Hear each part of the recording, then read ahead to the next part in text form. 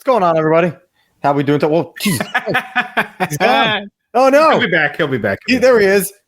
Should we let him in? Yeah, he's back. Okay, what's up, everyone? It's October 12th, 2024. It is a Saturday. We are here saying hello. Dave is still gay. I don't know what Matt's doing. Matt, what are you doing over there? He's trying to get his AirPods to work. He's trying to get it together. So we're having our buddy Matt Santos here. Do you guys know the story about these AirPods? No, we don't want to hear it either. So I'm at Pocono Raceway, and But then I just carried on living my life. All right, so we're going to get to the show. And how's everyone doing out there? It's actually a good story. I got to do my preamble first, damn it. Don't come in here and start kicking in the door and doing your own thing. Preamble. I told you I was coming in hot. I know you were. You know who else is fucking coming in hot? Nate. Not even with the fellas. Just saying these refs are watching the stadium game are insane. College refs are absolute trash. You could just say refs in general. Most of them suck. But anyway, do it quickly. My first little preamble, Epstein client list. We need to make sure we find it. Dave was touched by many rich people, and we need to make sure. I fucking wish. Are you kidding me? I'd probably get some money. Or like what? I'd like to be on an island at some point. Oh, now okay, go ahead. We just found out a lot about Dave. Would have went to the island willingly. Would still go at this point. I'm sorry. Go ahead. All jokes aside, we need to find out who was on that client list. We'll continue to talk about it every single night until we find out who was on that list, because innocent girls who are still alive now and still walking around were taken advantage, were raped, and they need to get found, these rich motherfuckers that did it. So let's keep going after them. Let's keep mentioning it. Anyone that you follow that also has a show, put it in a comment there. Make them talk about it. Helping for going to an all-white party. What the fuck's wrong with you? Dave laughed. So everyone, if you can spare some help for Helene and Milton victims, they all need it. There's a ton of them out there, millions of people that have no power and things like that now. Go to your favorite charity. Definitely go to, anything like that. I do mercury1.org is the big one that I'm always pushing because they do a lot of good work. So make sure that you figure out your favorite charity. Even if you're just sending stuff, just go ahead and figure out a way to get it down to people that help.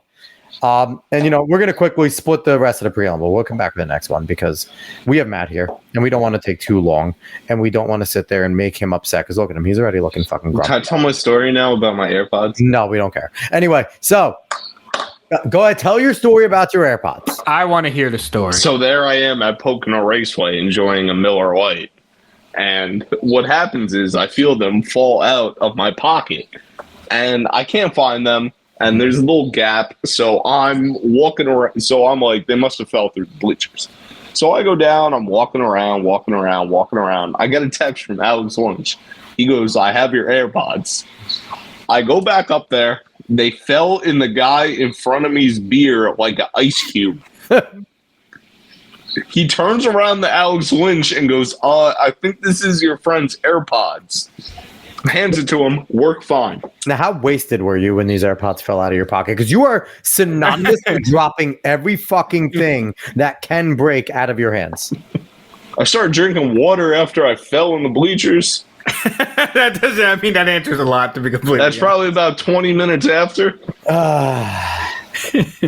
I remember the rest of the night. Went home and watched the Copa America final. Here's the thing: it shouldn't be a source of pride for you to go. I remember the rest of the night. Like that shouldn't be.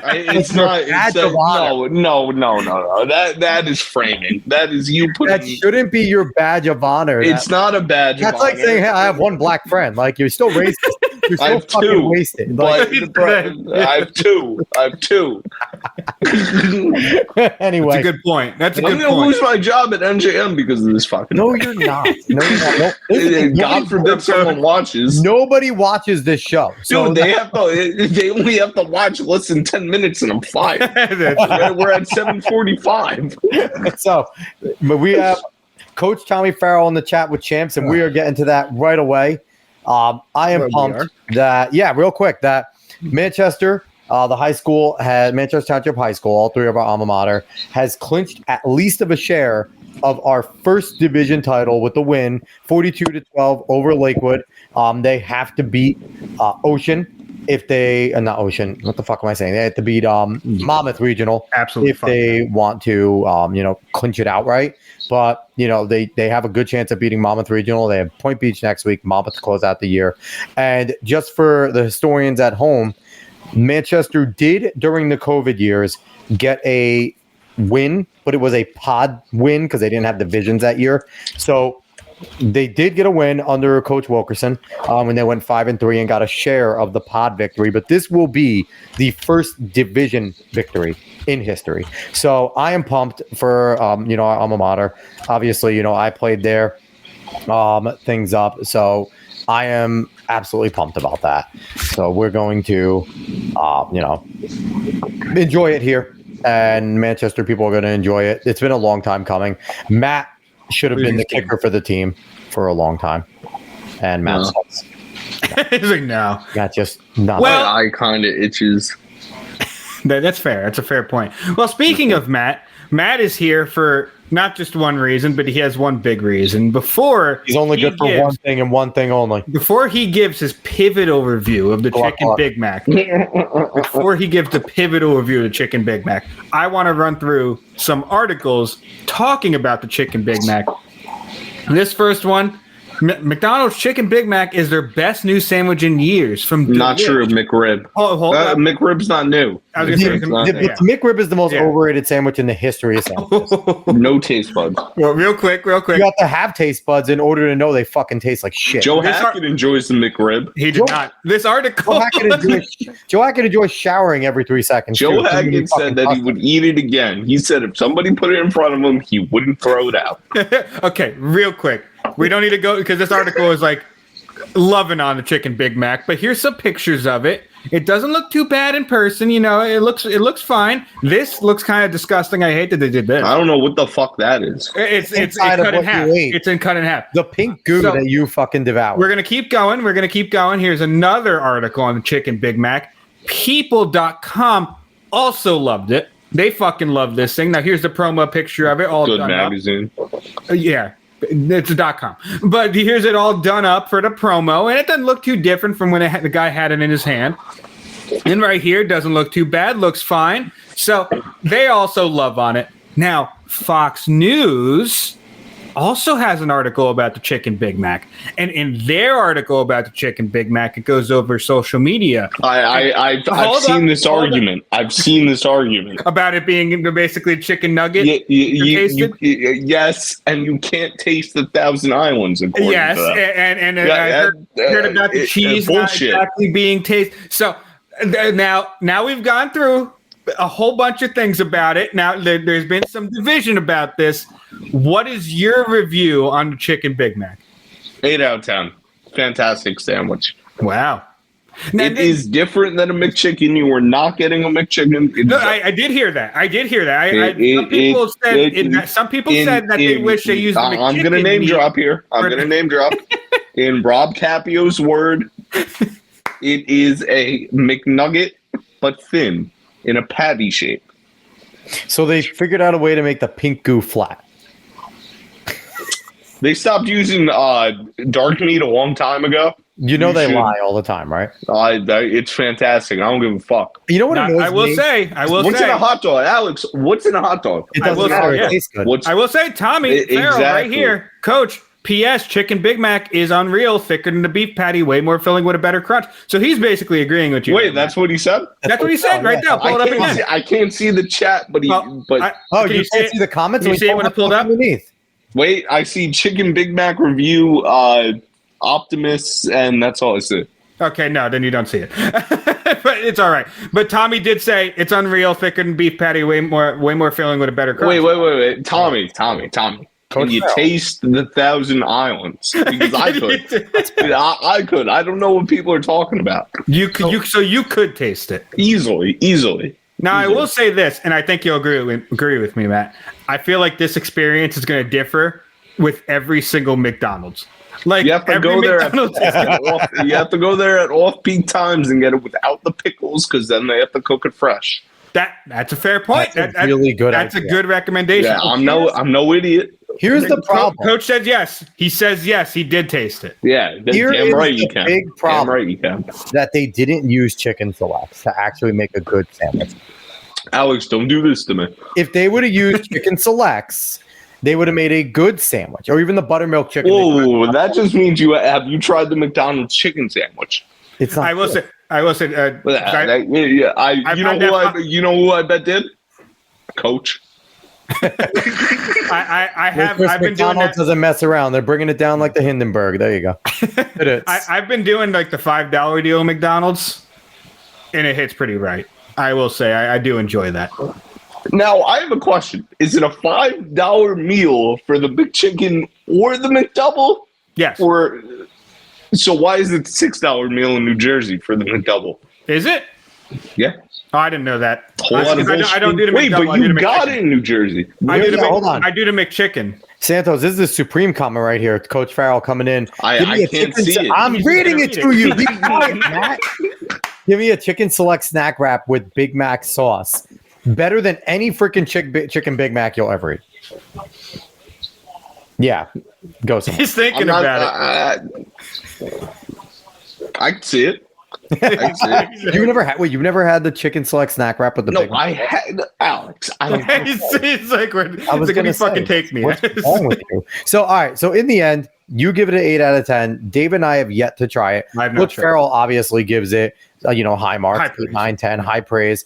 It seems like a lot of people have. Now, I think David does have a point. Depends on who makes it. It depends on when it's made. Because if it's Depends on where you're going to McDonald's, if it's man. the cold chicken nugget-esque chicken, that is going to taste like hot garbage. If it's nice and warm, No, that's it's gonna be good. It's good. It's good. It's good. Have I ever led you wrong? yes. I'm not.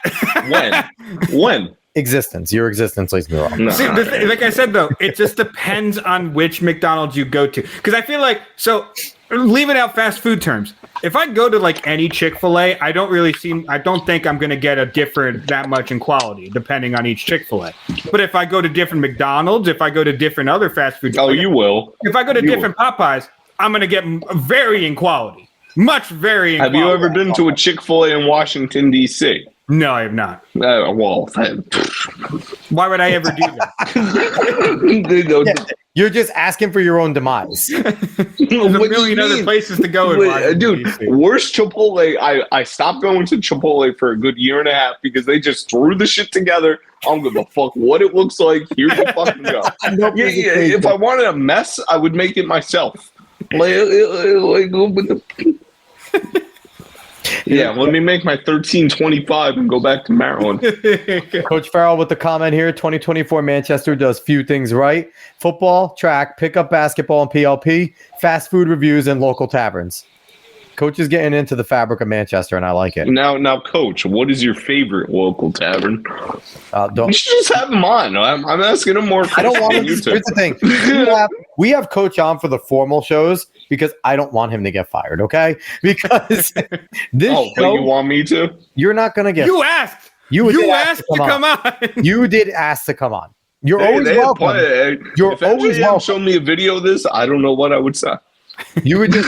I don't know. You would. The internet's forever. That's all I got to Is say. that you? Yup. No, just say no, not my wallet. Just be like, I was there to talk about the chicken Big Mac, and they Yeah. held me for the rest of the time. Yeah. They locked me in. I couldn't leave. So what was all that about Trump? I had chicken Big Mac. Tommy says, Coach Farrell says Donovan's. That's his watering hole. No, I think Matt We is lose correct. Matt. Look at that. Hold on. Can That's we a good do that? screen cap. Please, That's a good screen cap. that. Dave, can you screen cap that? Oh, fuck. Did you get it? Print screen. Oh, wait. Oh, I don't know which. Oh, shit. I don't know which Let me see if I screenshot. can. Hold on. What's my print screen here? It literally should Print say print screen? screen on it. Did I do it? I think I did it. There it is. Boom. Good. Because I don't know which display it'll screen cap for me because I have two up. Boom. Got the full screen. All right. Beautiful. Beautiful. Beautiful. Matt is just there. So we're Okay. gonna let him be frozen. Yeah, he's going to be our happy little boy down there until he comes back. Or until he's gone. This is amazing. Let me see. Did the Hangar screenshot- 21 also sleeper. I don't know if have you been to Hangar 21? I really not home often. Yeah. So it's like hard to do that. What? Okay, What, he's did you get the- gone. You have to send him that picture. Let him know he can use it on social media and stuff. That's actually a good picture of him.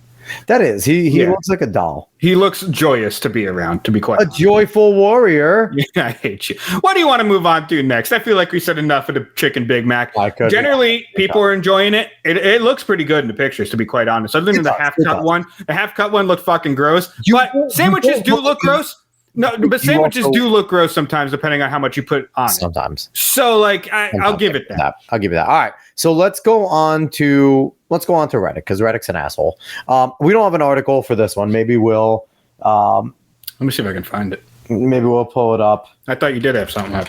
I didn't find something about Reddick. I was going to, and then I didn't. But you start talking about it. I'll preamble it. So Hassan Reddick, I went on my rant about him being an asshole, and he's held out since the Jets traded for him. So the Jets traded for him in the offseason.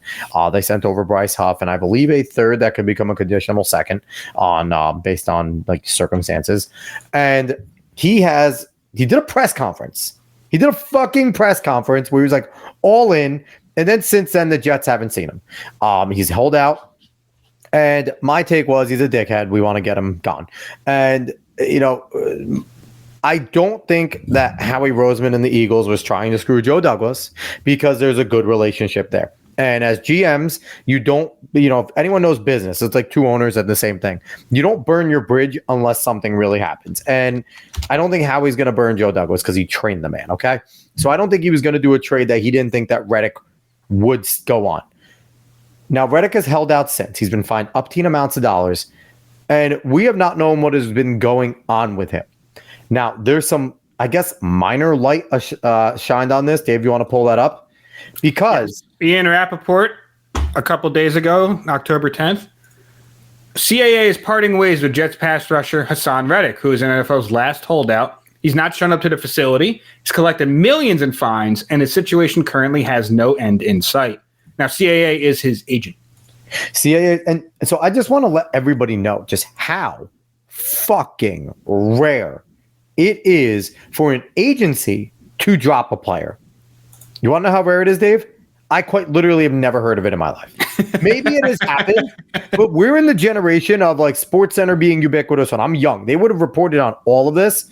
I cannot remember a time where an agent has dropped a player, and not just a player. Maybe it's happened to some lower levels, but a star player, an NFL superstar in Hassan Reddick, because Reddick is an absolute bona fide superstar. When he's on the field, he's a chance to get 15 to 20 sacks a year. He's a fucking monster. I think he's like third in sacks since he's been in the league or something like that. The guy's on a tear.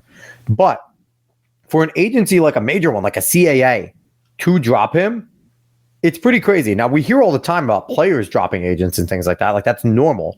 But for an agency to let go of a star, which, let's be honest, if he wasn't an asshole and he just waited, played it out, the guy was going to get a mega massive deal if he just did what he does. Mm-hmm. And then the agents get paid, right? Agencies do not want to let guys go that are potentially going to be paid as, you would think if Hassan Reddick came on the Jets, did his job, the next team or the Jets would probably make him the highest paid edge rusher in the NFL if he does what he's capable of doing, because he would deserve it, right? He's killing himself, and for CAA to drop him, it is insane right now to think.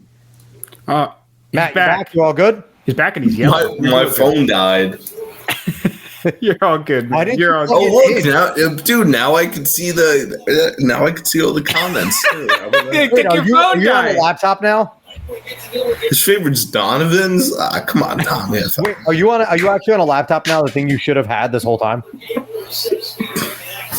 Yeah, no, he's not even answering. He can. Yeah, he's on a laptop. Yeah. But all right, so we're talking about Hassan Reddick being an asshole, Matt. So I'm just going on my preamble. So CAA dropping him and things like that. Dave, you have something pulled up there. What do you have? This is another story that actually came out today. Go ahead. Let's hear it. And this happened, but I don't know why they have a video of fucking Robert Saleh there. But this happened actually before he came to the Jets. Oh. He was a partner in this home health thing, and he bought it while it was going out of business. Like, it wasn't doing well. But, he became a part of it, and it started doing well. And then he started to leave. and they agreed to sell it, whatever. But when Khan asked his partner for a share of the proceeds during a post-sale confab, he was allegedly physically threatened, reportedly at the behest of Mr. Reddick, the suit says. Mr. Matthews brought over more than a dozen black-gloved men to a business meeting claiming they were Hassan's personal security, Khan said in court papers. It was at this post-sale meeting that Mr. Matthews made it clear they intended to breach their payment obligations. Hold on a second. Matt, mute yourself. We can hear everything in the background. Mute yourself. Fucking bastard. Oh, dude, that's the what's it called game. Well, mute yourself then. Mute your There there you go. Until you're ready to talk. I did, asshole. And so apparently he's trying to go all mafia on someone, and this happened slightly. Now I doubt Douglas had any knowledge of this, but it almost seems like he hasn't been great in any of this type of structure for a while now. So in the end, what this means is I may get my wish because no one's going to want to trade for this guy. Not anymore, dude. You don't cut him because whatever. I don't even think he's taking up a roster spot. Will McDonald's playing fine. You penalize this guy. You penalize him and make him go into bankruptcy. Now you do it. Now you you've made a mockery of the team. You're an absolute joke trying to kill people. And he's going to now have someone come try and kill me because I've been talking shit for like weeks on this guy, but I don't care. Yeah, you'll be gone soon. That's fine. Now, listen, we've been targets for a long time now. No, it'd be good. It'd be better for the world. I mean, then you could finally name it the David DeGay Show. Yeah. And there we go. Matt, do you have any opinions on Hassan Reddick's holdout, CAA dropping him, all this stuff? No, you can. You're muted. You're muted. You're muted. You can unmute yourself. You're muted. No, let's see. All right. I know. The first thing I said was no, I'm muted. I hate you. But I don't want to talk about Hassan Reddick. Next topic. Wow. Okay. I don't want to touch that like Palestine. I'm going to put it like that. Oh Jesus! All right, Dave. Do you have any final thoughts before we move on here? Not really. You said Matt your summed it piece up. already a while ago. Actually, you know what? Okay. I'll say my piece. Okay. I'll say Let's my hear piece. it. The fact that his agency left him tells a story. This guy's an idiot. This dude's an idiot. Idiot. That's my piece. I like I'm it. mute myself. All right, Okay. so hold on. Breaking news: Hack No Cap just had his first espresso martini at a wedding. Visual confirmation via FaceTime. Why? Why? He's not going to be okay. He's going to act as drunk as possible. Now, I forgot. Do you have anything as important as what I want to bring up? No, bring up whatever you want. Okay. So the most important news dropped like 3 days ago.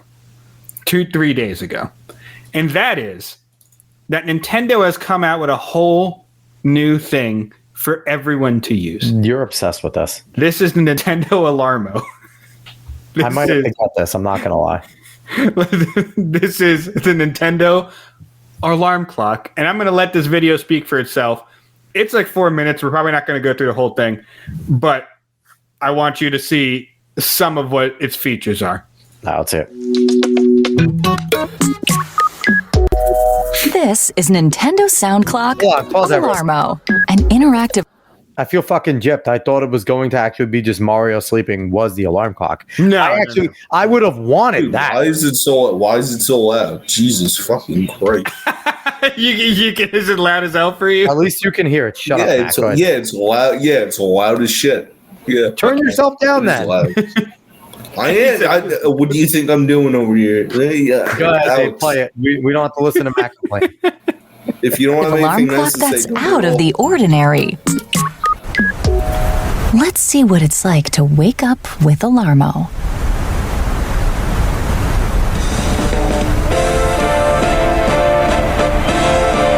Oh, do you hear that? The alarm is going off. Hey, what the fuck? But Alarmo doesn't just play music to start your day.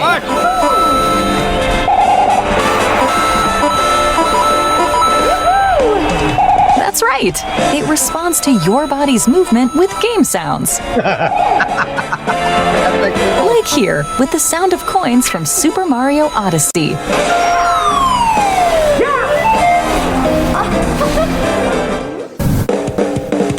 Or here. with the sound of The more you move, different things happen. Oh! A fanfare plays and the alarm comes to an end. He was just really happy that you got up.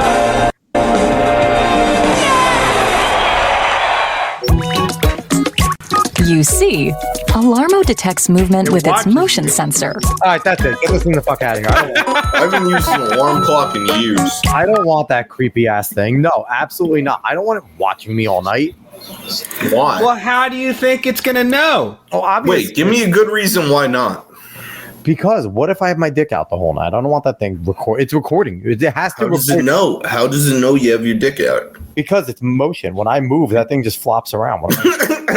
If you're in a goon sesh, you're going to hear that coin noise all the time. The cuck wait, you're talking about the Can you cuck chair? imagine setting the, no, that would actually be hilarious. Setting the alarm to you doing the dirty, and then every time you're moving, just ba-ding, ba-ding, ba-ding. There could It's be not a some great cuck chair until you make it a cuck chair, Dave. No, we don't have to get into that. That's We will not- talk about the cuck chair one day. I think that has to not be the the stream topic. for this. That's it. Is not Are we talking about Palestine now? No, we're not No, talking. not yet. So, Matt, would you get an Alarmo? No, absolutely not. Come on. Dave, how about you? Are you going to buy an Alarmo? I don't know. I might. I actually don't. I don't even know how much it is. Hold up. Yeah, find out how much it is. It is. Oh my! It is $100. No, It is $100 that's a no for me. for an Alarmo. Not getting an Alarmo. Holy no for me, dog. Holy. As a no for me, dog. No Alarmo. But it is pretty cool. Like the tech is cool. It's weird. I don't want something fucking watching me the whole night. That's bizarre. I barely want my Alexa or anything listening to me, and it's happening. I don't want to add something to that sphere. And then for it, I don't know, for it to be yelling at me the whole time, and then as I like move to like get away from it, it's making coin noises at me. Get the fuck out of here. The cuck chair, you mean Destiny? Destiny definitely sits in the cuck chair at hotel rooms, Nate. It's only a cuck chair until you make it a cuck chair. Matt, we've known your escapades, okay? You've made it a cuck chair. Anyway. Yeah, because I'm banging his wife.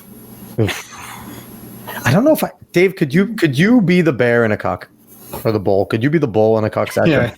That's how you know nothing. No, I don't. Look, have you played competitive sports? Just fucking, dude, drown it out and persevere. Drown it out and perform, kid. We need cool heads. You got to have a cool head out there, kid. You got to be ready to play. Dude. Dave, would you? No, Bro. this is the topic at hand. Dave, would you be the bull in a cuck chair? Yes. In a cuck situation. Okay, so cuck I'm saying, situation. would you be the bull in a cuck I chair? said no, I can be a cuck chair, but you know what I mean.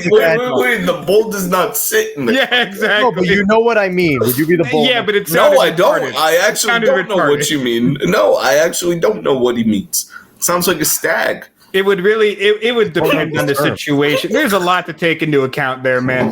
Like, if it was someone I knew that came up to me and asked me to do them that service, I don't think I could. I could look at them the same just from that question.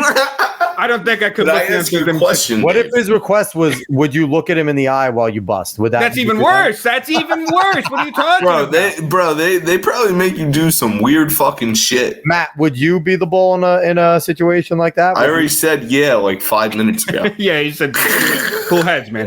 Okay. Cool heads, cool head in the game. But Dave, Dave is Kamala Harris. is that an empty message? What is Ambition that? and joy. I would. I have a question for you, Dave.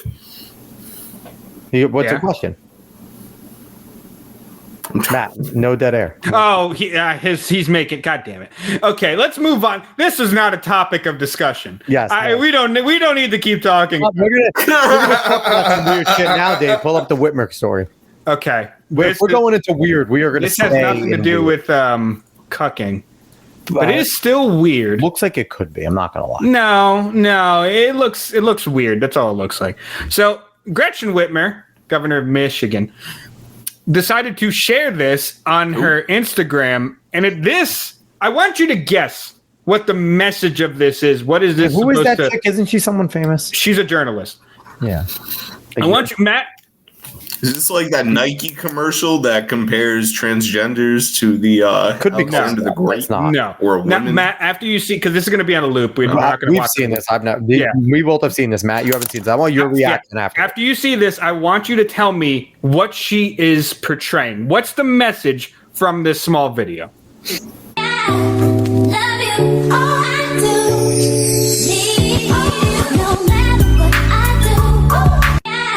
That's it.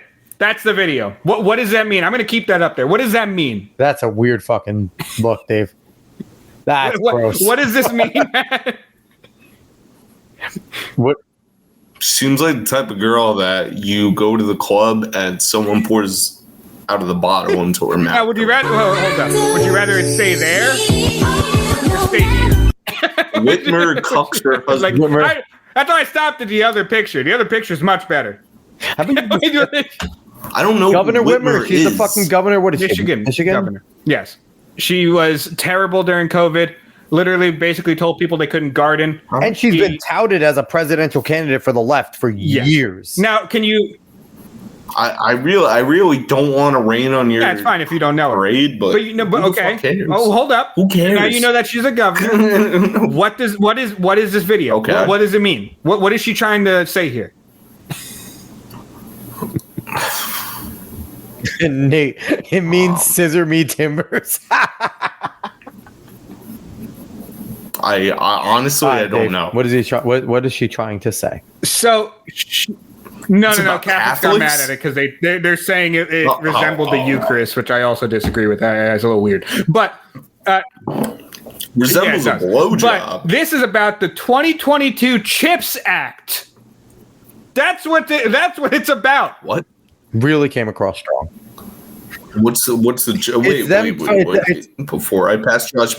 before I pass judgment, what is CHIPS Act? 280 billion in domestic spending on domestic research, particularly in STEM fields.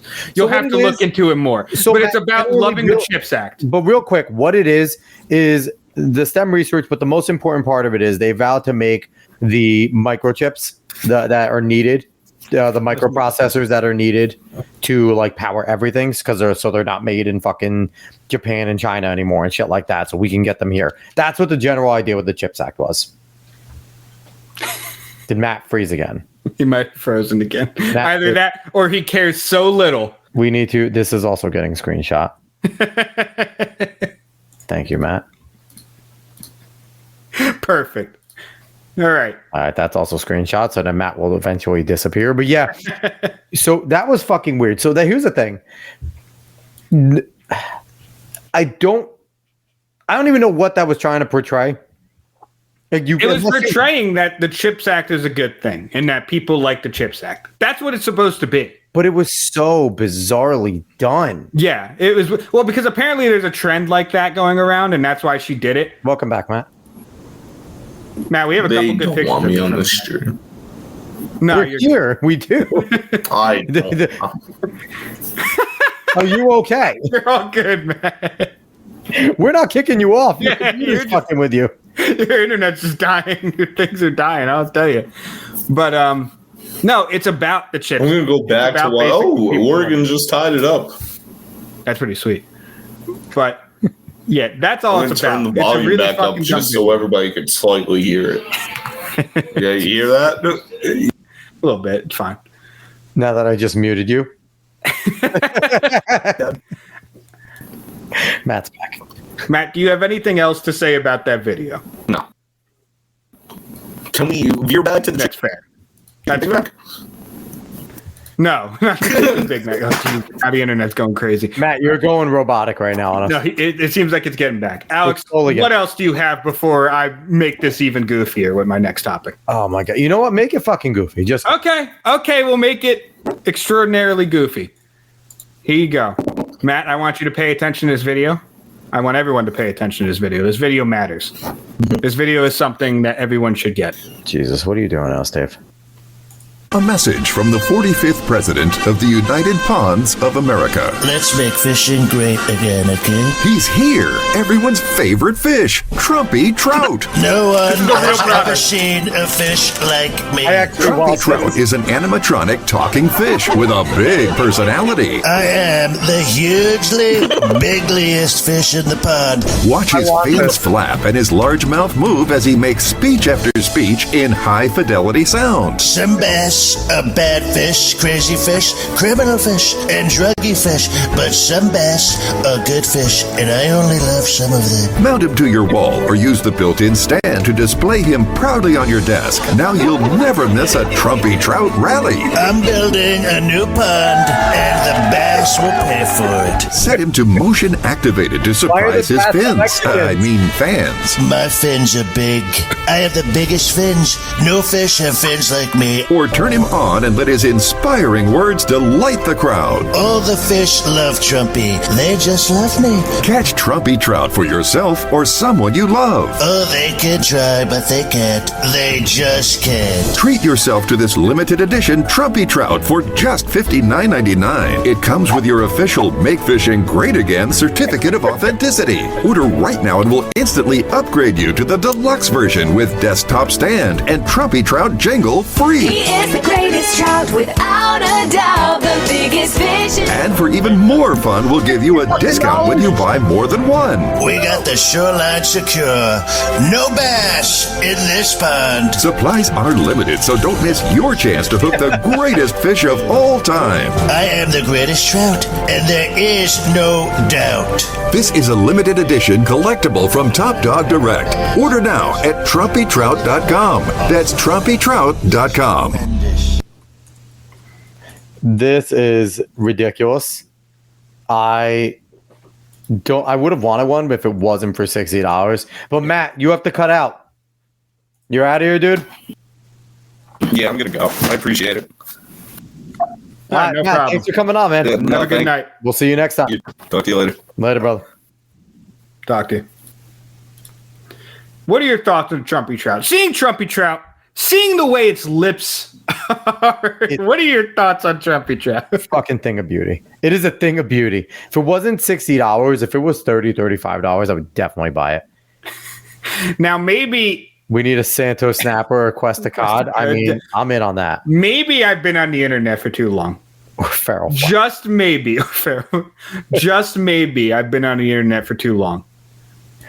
Coach, but what's just going on here? When you make, I was actually going to say hack it, hell. But when you make a product that have lips like that, it's usually for something else. Suggestive. That's not good. People are going to do bad things to Trumpy Trout. Listen. Very bad things to Trumpy. And the lips move. You That's don't not mess good. with the Trumpy Trout. That's not good.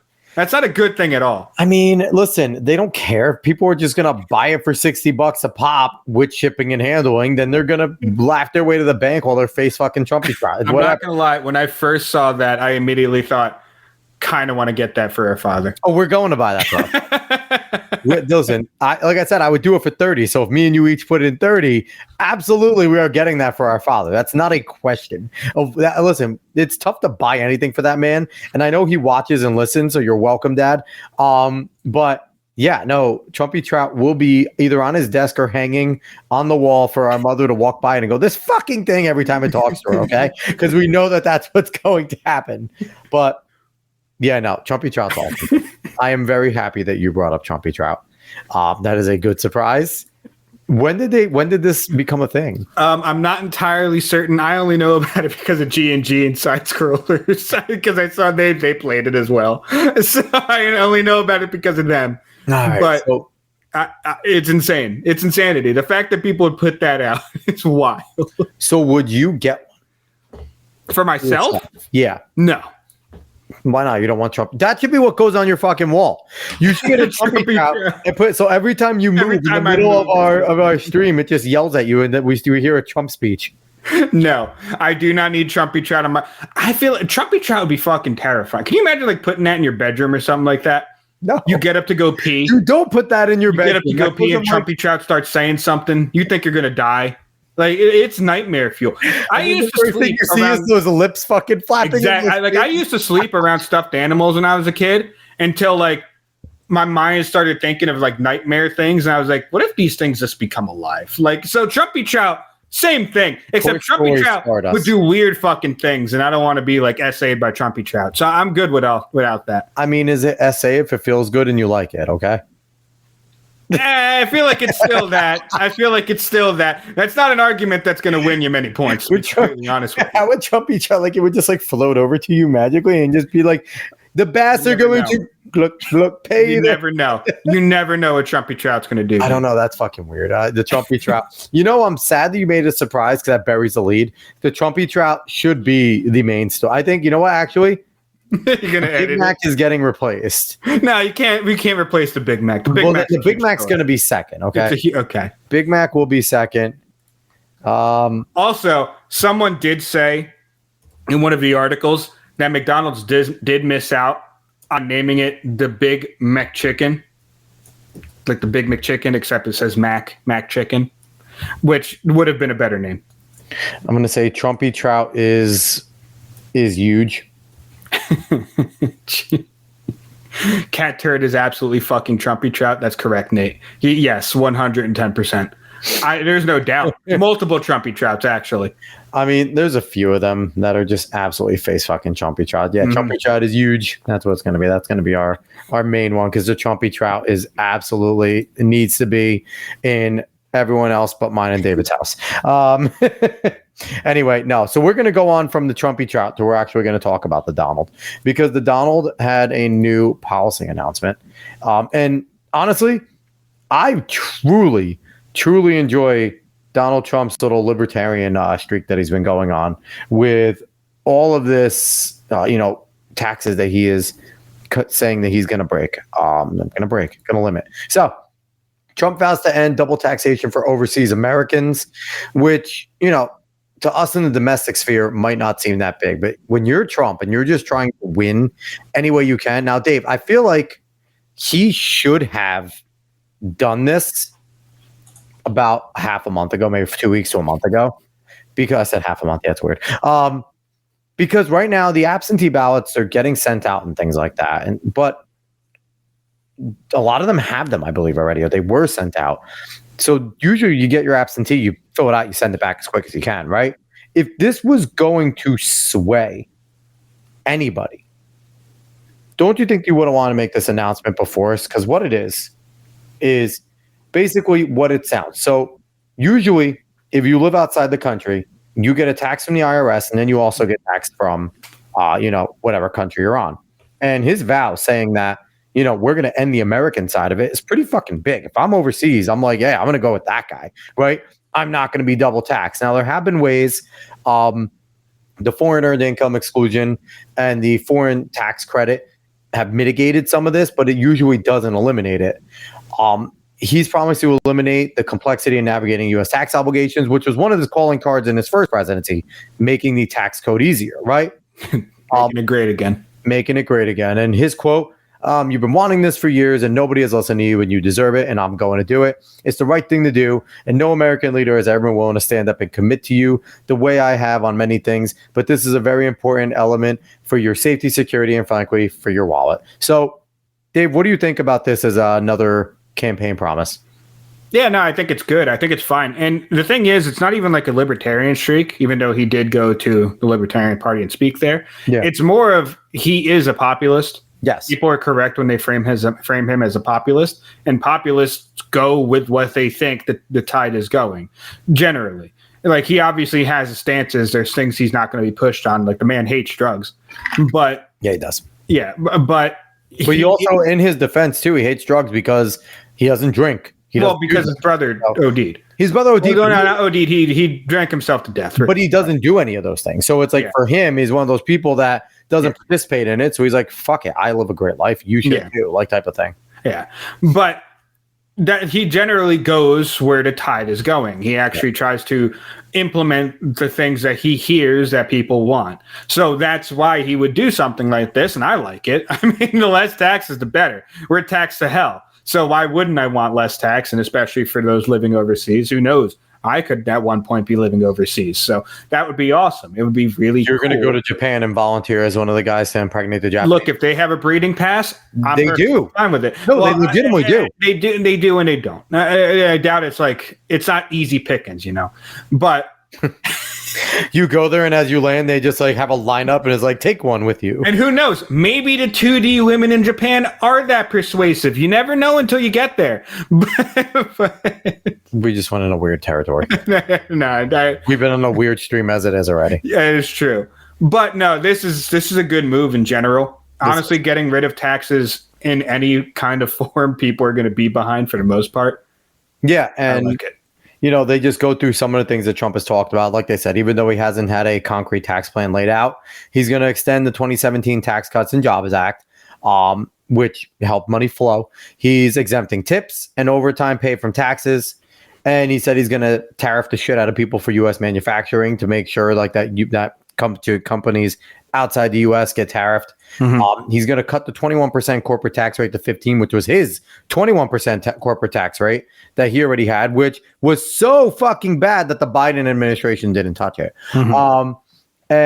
But only for companies that make their products in our country. So he's quite literally going back to what he said. Like, if you make things here, you're good. If you make things outside of here with the intention of bringing them here, and you know what, in general too, he more gets pissed about when they go down to Mexico, when places move to Mexico or somewhere like that, and then still make all their money here. Mm-hmm. So he's incentivizing them to stay here by keeping things as cheap as they can. So it's exciting what he's doing. We talked to some of the big businesses about moving fully expense for new manufacturing, 100% tax write-off. That's awesome. That's going to help companies. There was another cool thing for consumers. Trump said that interest on car loans will be fully tax deductible, similar to interest on home loans. Now, I don't think people realize how awesome that is, okay? Because if you can make your interest a write-off, that is huge. Because interest is what fucking kills you all the time. Mm-hmm. If you could sit there and then get a part of that back in your tax returns, that's big. Because interest is usually what kills you on any loan. It's not the principal, it's the interest. Yep. So I don't think people realize how absolutely massive that is and how it's going to help the everyday American in their tax returns. Mm-hmm. Because, there's people that look at it and they know they're going to have to pay the government, right? That's usually just how their tax return works. But if you just bought a car or if you're paying a loan, now you're going to have to pay them less because you're going to be getting some of that back. So that's also huge. They highlight some of Kamala's things that she wants to do. She some tax policy proposals, but she's releasing a policy book, which I didn't read. I might read it. She promises to restore the expanded tax child credit up to $3,600, and for the first year of a child's life, increase it to $6,000. Which honestly, I think a child tax credit is not a bad thing. Have children. That's one of the things that I'm not mad about. That I agree with Kamala. Mm-hmm. Incentivize people to have kids, incentivize people to create families. That's a good thing. I think it should be for married people mostly, though, but I digress. Harris has also pledged to push Congress past a federal ban on price gouging, expanding and make permanent the tax credit enhancements for the Affordable Care Act marketplace plans, and extend a $2,000 cap on out-of-pocket costs for drug prescriptions. So that first one, price gouging, that's communism, everybody. Putting price caps on anything is always what socialist and communist nations do. And it always leads to negative things. Go look up any country that has ever had communism or socialism that is price capped. Their economy fucking takes a nosedive. So that's a red flag. Outside of that, tax credit enhancements for Affordable Care marketplace plans. I mean, I think that's something that Trump did. So we should be cementing a Trump policy again, because Kamala loves Trump policies. And extend the $2,000 cap on out-of-pocket costs for drug prescriptions.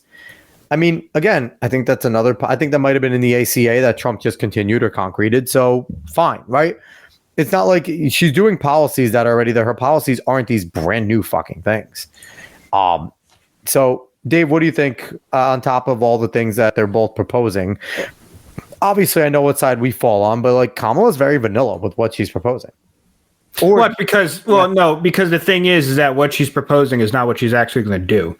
That's what we have to actually understand here. What she's proposing, that means fucking nothing. Like, just like what she is, as in just a puppet for rhetoric, all the things that they propose are just rhetoric. It's not what they're actually going to do. It's not what they actually want to do, because she's not the one that makes the fucking plan. She's not the one that's actually going to do anything. It's the people, her advisors, whoever's behind her, whoever's pushing her on this. Same thing as Biden. Everyone has known that Biden is a corpse in office, and we were only allowed to acknowledge it mainstream wise for a little bit, but only to get him to drop out of race, and now we don't care again. So it's the same thing. These people don't actually run their office, and people behind them run it. And that's been the biggest issue. It's people that are not elected, not actually having any stone cold beliefs, not actually having any stances, that are going to go ahead and implement them in their office. So it's like, some of that's like, okay, whatever, but it doesn't necessarily matter, because who the fuck knows what they actually want to implement during this time? Because let's be honest, if it's anything similar to what the Obama plan and even the Bush plan was, it's a managed decline. So it's all stuff that it's not about Americans making money and Americans even having some type of American dream. It's about, let's bring us down slowly so it doesn't hurt as much when we're trying to make every country as equitable as possible. Yeah, and that's honestly what it is. And the thing is, Obama made that was the thing that Obama said. He actually said it. Yeah. We have to do a managed decline. And he said it over and over and over and over and over, that our country is in a managed decline. So when anyone tries to say, hey, they're, tries to argue and say that the leftists are trying to bring the country down, Obama was flat out saying, hey, we're on the decline, we're on the downturn, and we're just going to have to manage it. We have to accept the fact that people, here's the thing, I love the fucking amnesia that everyone has about all the things Obama would say. Obama's whole presidency was saying, we're a bad country. We should be apologizing. He went on a fucking apology tour for the first 2 years, apologizing to every country about how bad we were to them and things like that. And then he would always say, like, hey, we're a nation on the decline. We're on the downturn. Our best days were behind us. And and that was a guy that was preaching hope and change. And what was this hope and change? Hope that we can go fuck ourselves. So it's like, no, it's we have so much amnesia about it. And that is where we get lost in the weeds on a lot of these things. Cause I know a lot of people want to be like, just give me your policies. Just give me your policies. The thing is that even Trump, who didn't follow through all his fucking policies in the first 4 years, people don't fucking do their policies, dude. Never. They're just trying to get your vote. That's why you're trying to figure out who you're actually voting for and whether or not they're going to implement the things that you would like. Because them spewing out policies that sound nice to you doesn't matter at all. No. It matters not a single fucking bit, not a single iota. So you got to think a little bit deeper than that and stop being so shallow on what you're thinking. I get it. I understand, because you want to be able to just give information and then you decide on it. That's not how simple these things are, unfortunately. It'd be much nicer. It'd be much easier for us to do that. So now we're going to go on to making fun of Kamala Harris, because why not? Also, big ups to Nate, 3-1 today, 0 losing weeks. Nate, that's fucking awesome. That's hard to do. But we're going to make fun of Kamala. So Barstool had a really funny skit on Kamala's appearance on the Call Her Daddy podcast. Did you see this, Dave? I didn't know it was a Barstool skit. I didn't actually see it. I saw I saw screen. I think I shared it in our little group thing. But it was a Barstool skit. So ready, let's watch this. Well, if we can hear it. Yeah, no, Instagram sucks with this. I know. This is terrible. To have you here today to talk about your positions, not only in politics, but also in the bedroom. Oh my God. Thank you, Alex. I'm so happy to be here. I love Call Her Daddy. You know what the strongest weapon a woman has in this world? The Gluck 9000. Their voice. But I do carry a Glock. People want to talk fracking. I want to talk Just to let the daddy gang know, I relate to you. I deal with the same problems you deal with. We're all horny girl bosses, just trying to get to the top, and being middle class. Are you into bondage? Oh my God, Alex, when I was a prosecutor, I put a lot of men in handcuffs. Let's talk Donald Trump. Let me be clear, Donald Trump is neither mindful nor demure nor brat. Okay, when I'm elected, I will be the first president to pee sitting down. What about FDR? Kamala Harris. So that's fucking good. That's really good. I know Barstool did it. Barstool did it.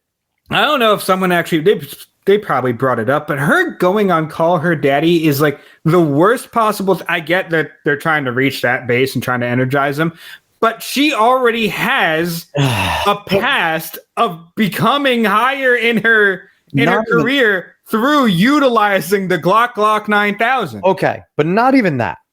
That is the most pointless podcast for her to go on, because the stupid, mindless bitch that watches and likes Call Her Daddy, that only wants to talk about sex, that is probably white and college educated, is already voting for Kamala. Well, she didn't earn a single voter from yes. And so in that aspect, yes, you're not turning a voter over to you, but the aspect of trying to energize a base to get them to go out and vote, because it's not just about, oh, I want to vote for this person. It's about, oh, I'm going to go out and vote for this person. That in that aspect, it makes sense to go on a podcast like that. Now, whether or not it actually worked. Apparently Call Her Daddy lost thousands of followers after that, which is not surprising, because look, you don't want to politicize it. The thing is, I heard about Call Her Daddy all the time years ago, just from posts on everywhere. The thing is down. I guarantee you it's down now. She's at a Barstool. Like, I'm pretty sure it's not a Barstool podcast and anymore. It was 2 people at that time. Now it's just her alone. Exactly. So it's been on the downhill slope, which is going to happen. The 3rd biggest podcast on Spotify stuff. Is it? I'm surprised. Yeah. No, Call Her Daddy is like 3rd or 2nd biggest podcast. I've heard not a goddamn peep out of that thing for a long, long time. It might be the algorithm that you're just not seeing, because it's not our demographic. Because here's the thing, that's fair. When it was on Stool, we would see it because Stool is directed towards guys. That's fair, but I also I see a lot of other things from other podcasts, so I'm just surprised I don't see it. Well, either way, for her to make that choice to have her on was not a good decision, and it wasn't exactly a good decision for Kamala either. Because while I gave a good reason for her to go on, I don't think it worked. I don't think it energizes anyone. Honestly, The View is a better one for her to go on. Was the better, because I think she did go on it, right? She did, because of all the wine moms and stuff. But The View was the better one for her to go on. I know we make fun of it, but those are the people that she wants to go out and vote. Those are the people that are going to see that and be like, yeah, you know what? I do have to go out and put my vote in. I agree. And I think the Call Her Daddy chick did go on Rogan once. Yeah, Alex Cooper, I think her name is. I think she's been. Of which Trump on Jay, yes. Yeah, we did talk about that. Yeah, we broke that yesterday. And Joe Rogan tweeted out today, I think he actually asked a question of who wants to see Trump on Joe Rogan Experience, which I think might have been a redundant question. Like, he's already going to have him on. I think he's trying to hype it up a little. Yeah, which is funny because you don't need to hype up that podcast. You don't, but either way, I'm interested in what's going to happen in that. I'm interested in how long Trump's going to be on there. He's going to get $1 billion deal just off the ratings from that show alone, it's going to be insane. Because I think he's been giving an hour, which is actually a good amount of time. I think Trump will give Joe Rogan 2 hours. I think Rogan usually goes for 2. I think Trump, because he knows, number one, Trump's smart. He's not an idiot. Mm-hmm. He knows the importance of that show. Mm-hmm. If he does a lesser show than some of the others, if he gives 2 hours, people aren't going to care. If he doesn't do the 3-hour marathons that they do. But if he gives 2 hours, and the thing is with Joe Rogan, I feel like it's one of those shows that as a guest, you don't feel the time as much, and they take breaks and things like that. Yeah, I can see him giving him 2 hours, because Theo Vaughn went for 50, which I think is his best interview ever. If you haven't watched it. Yep. And Flagrant, which he just did with Andrew Schultz, he went for an hour and a half. Yeah. So he could definitely give Joe 2 hours. Absolutely. So there's that. So now let's keep on making fun of Kamala here, because it's fun, number one. And number two, this is actually from, Dave, your favorite place, SNL, which I found interesting that they did this. So this is the title of Mad was better. Harris tries to quash alcoholism rumors by drinking before going on TV. And this is from wokespy.com. And regardless of the things, there's a sketch on Saturday Night Live, which I will say Maya Rudolph does a great fucking rendition of Kamala too. But let's go ahead and let's listen to this one. This one's good. Okay, he's out there. He's doing his thing, whatever that may be. Come on, just relax. You haven't had a night off in 3 months. Do you want to watch something less stressful like the Menendez Brothers show? I don't know, Dougie. I kind of wish I had picked Josh right now. Oh, Josh Shapiro? No, Josh. Cabernet. Look, Tim'll be fine. It's not like he's going to say something crazy. I've become friends with school shooters.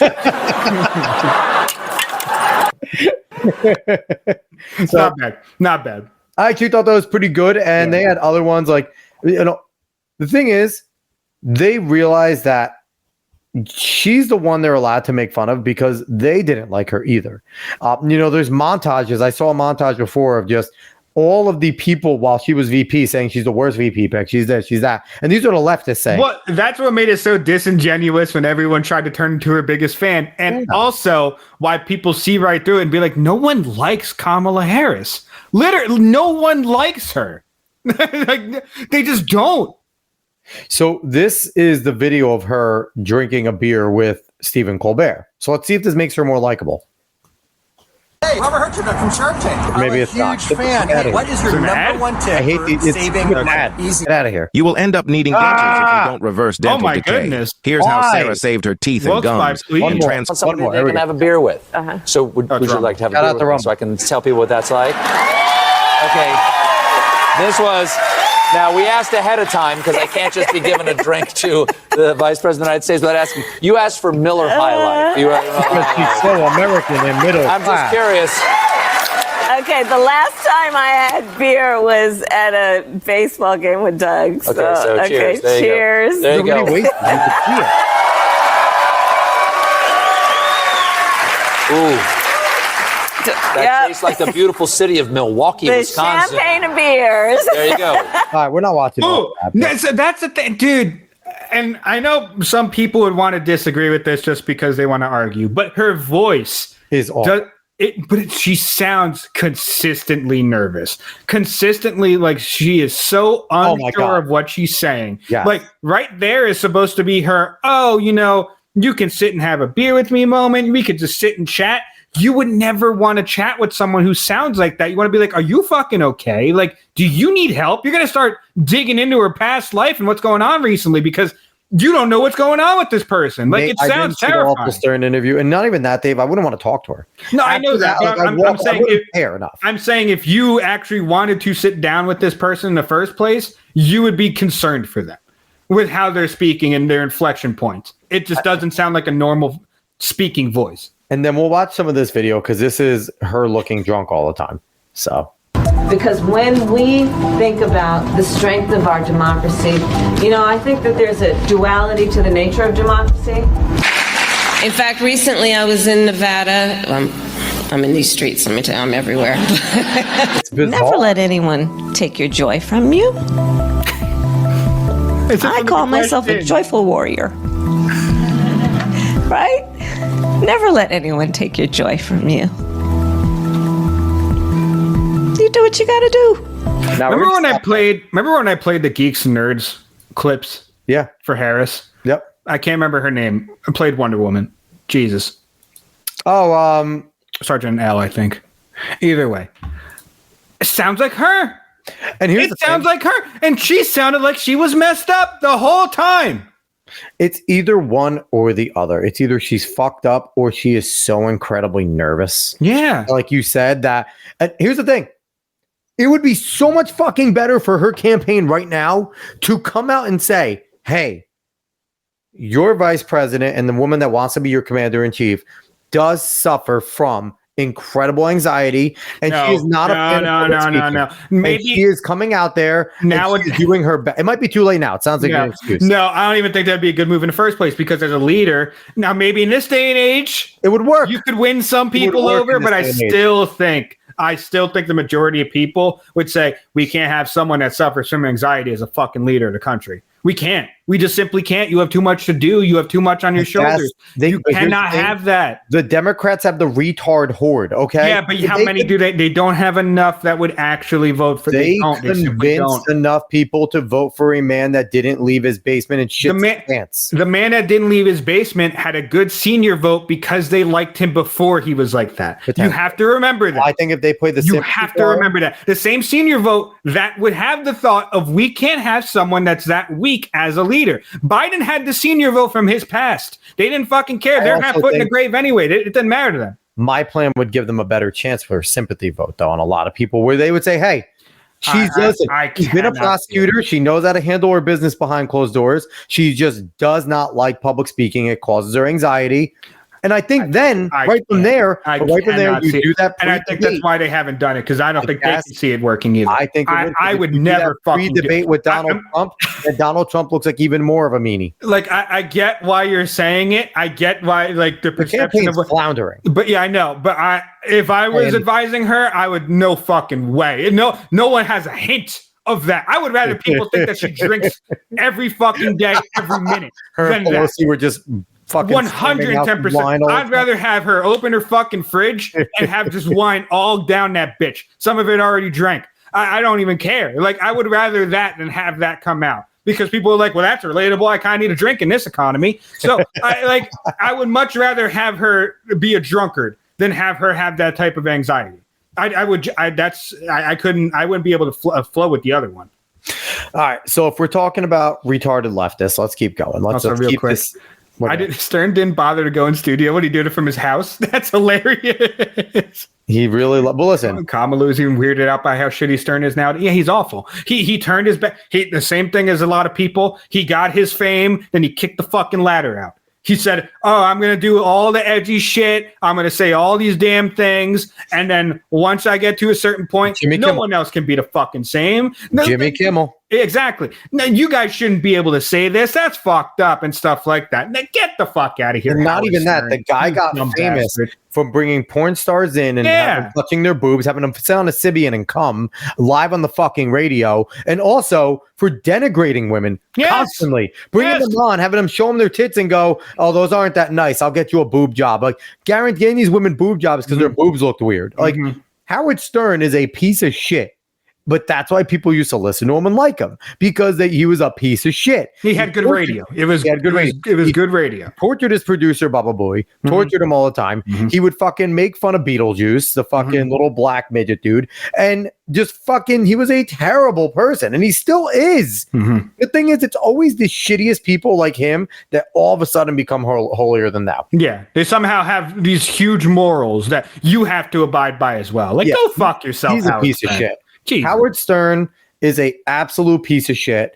And you know what the thing is? I guarantee his ratings suck right now. No, 100%. I guarantee it. Opie had a great tweet about asking if Stern would be throwing Bologna at her ass. Yeah. Or here's the thing. Did he ask Kamala to see her tits to see if he can get her a fucking boob job? Be like, "Hey, you're advanced age. Let me see what you got working with there. Hey, Robin, how do those look? They're a little bit saggy now. How old are you, Kamala? Let's get you a boob job. You'll look better on the campaign trail if they're sitting higher, honey." Like, that would have been the old Stern, right? Yep. The old Stern would have done something exactly like that. And he's a pussy now, and he's a bitch. He made his money. He was a loser during COVID. He was sitting in his house crying in a multi-million-dollar mansion, being mad at anybody else going out. Like, dude can eat a whole dick, and he would probably like it at this point, because he probably hung out with Diddy and was one of Diddy's slaves. That is, I am fucking saying it. I don't care. I'm putting it out there. Anyway, that is an assumption he is making. That is speculation he is making. It's fucking libel, goddammit. Speculation. It is speculation. He did it in Power. It is speculation. Let's move on. Yes, Dave. No one's big enough to care about us anyway. It doesn't matter. You needed CYA, man. So here's the thing. U.S. Labor Board here accuses Apple of restricting worker / and social media use. I'm not going to read this whole article. I already read it, but I'm not going to read it to you guys. But the long and short of it is, let's go. So this person was fired, and she was fired. Let's see. Janiki Parrish says Apple fired her in 2021 for playing a lead role in employee activism.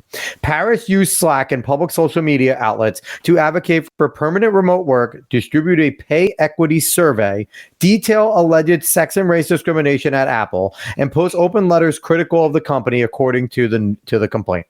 So, Dave, would you want this employee at your fucking job? No, not at all. We talked about this before, because we talked about the topic a little bit before coming on. And it just makes absolutely no fucking sense if you actually wanted to do the things that she wanted to do. You could just make another group that's outside of business with their coworkers in order to do this stuff, instead of doing it in the business group chat. Like, you're personally trying to make it as bad as possible and then acting like you're being oppressed when you're not. You shouldn't be able to do that in a business group chat. That's stupid. You have concerns that you want to voice to other coworkers. Do it in another group chat outside of the business one. It's ridiculous. And the thing is, it's like there are ways to go about it, right? Like if you have gone to your management for things and you have sat there and you've gotten no results or you've gotten kicked down the road or nothing, and you're already sitting there looking and saying, hey, I might want to leave this place anyway, and then you want to whistleblow about shit going on, that's different, right? That's where social media is there for. We've seen that happen. Mm-hmm. But if you just want to be willy-nilly, complain about your job, say whatever the fuck you want about your bosses, and there be no repercussion at all, or say what you want, like she wanted to make a big thing about sex and discrimination. Basically, I can accuse whoever the fuck I want of what I want, and there has to be actionable things. Not even necessarily an investigation, actionable things against people because I said so. Mm-hmm. This is your traditional leftist bitch on a power trip. And it is ridiculous on its face. And then last week, apparently, they accused the company of requiring employees nationwide to sign illegal confidentiality, non-disclosure, and non-compete agreements of imposing overly broad misconduct in social media policies. I would love to see what the overly broad are. Because in any workplace, you are not allowed to openly go out and publicly, widely disparage your company to the point where you could affect their sales. Because when it affects the bottom line, now you are doing something that hurts them and they are allowed to fire you then. You cannot sit there and walk into Apple, take one of their phones, buy an Android, go there and say, hi, I'm an Apple employee. Android is significantly better, and let me show you why. And make a whole video series about that because you work for the company and because you cannot disparage your own company in that way. And that's fucking ridiculous that this person wanted to sit there and be able to start mutinies against their bosses and have it be okay. That is never okay. You get fired for that. And I hope, listen, I'm no fan of Apple, Dave. You know this. I'm not an Apple guy. I think Mac products are meant to break. Yep. I think that their phones are like for retards, to be quite honest. They make the most simple OS so most people can use them, which is smart. But even Steve Jobs said, if you can't afford our phone, you don't deserve to have one. They don't like people. I think Apple's a shitty company. But in this situation, Apple absolutely deserves to win this. That bitch deserves to be fired. Hey, Matt's back. What up, Matt? How's it going? What's up? That bitch deserved to be fired, okay? Because she was a bad, disgruntled employee, period. You get rid of disgruntled employees that are going to cause problems in your office. If there are legitimate concerns, and it wouldn't have been just her. Yeah. Well, and that, the thing is, and this is, if you want to come back on, we're not going to, I don't know how much longer we're going to be on for, but just come back on the link, Matt, the same exact link. Yeah. The thing is, these are the people no, you're not playing FIFA on the stream. Now fuck off, Matt. You're not coming back on. These are the people these companies hire. And this is actually the normal person, not the normal person. This is what the middle management looks like that's killing a lot of companies. These types of people. They might not come out and do something as dumb as what she's doing when just going into the company group chat and trying to do all this. Because like even if she wanted to whistleblow, she should kind of do it in a smarter way. I don't necessarily understand how you whistleblow this way. It's not whistleblowing. This is just being angry. Exactly. But these are the people that they hire. The people that don't even think about any of this stuff. They don't think at all. They just move on and they try to bring up this ruckus, and they can do this consistently. And we're seeing this in a lot of venues, like in gaming, because I look at a lot of gaming stuff. Like you see the community managers, the people that are hired for those areas, they cause all these uproars with people that are buying their games or might buy their games.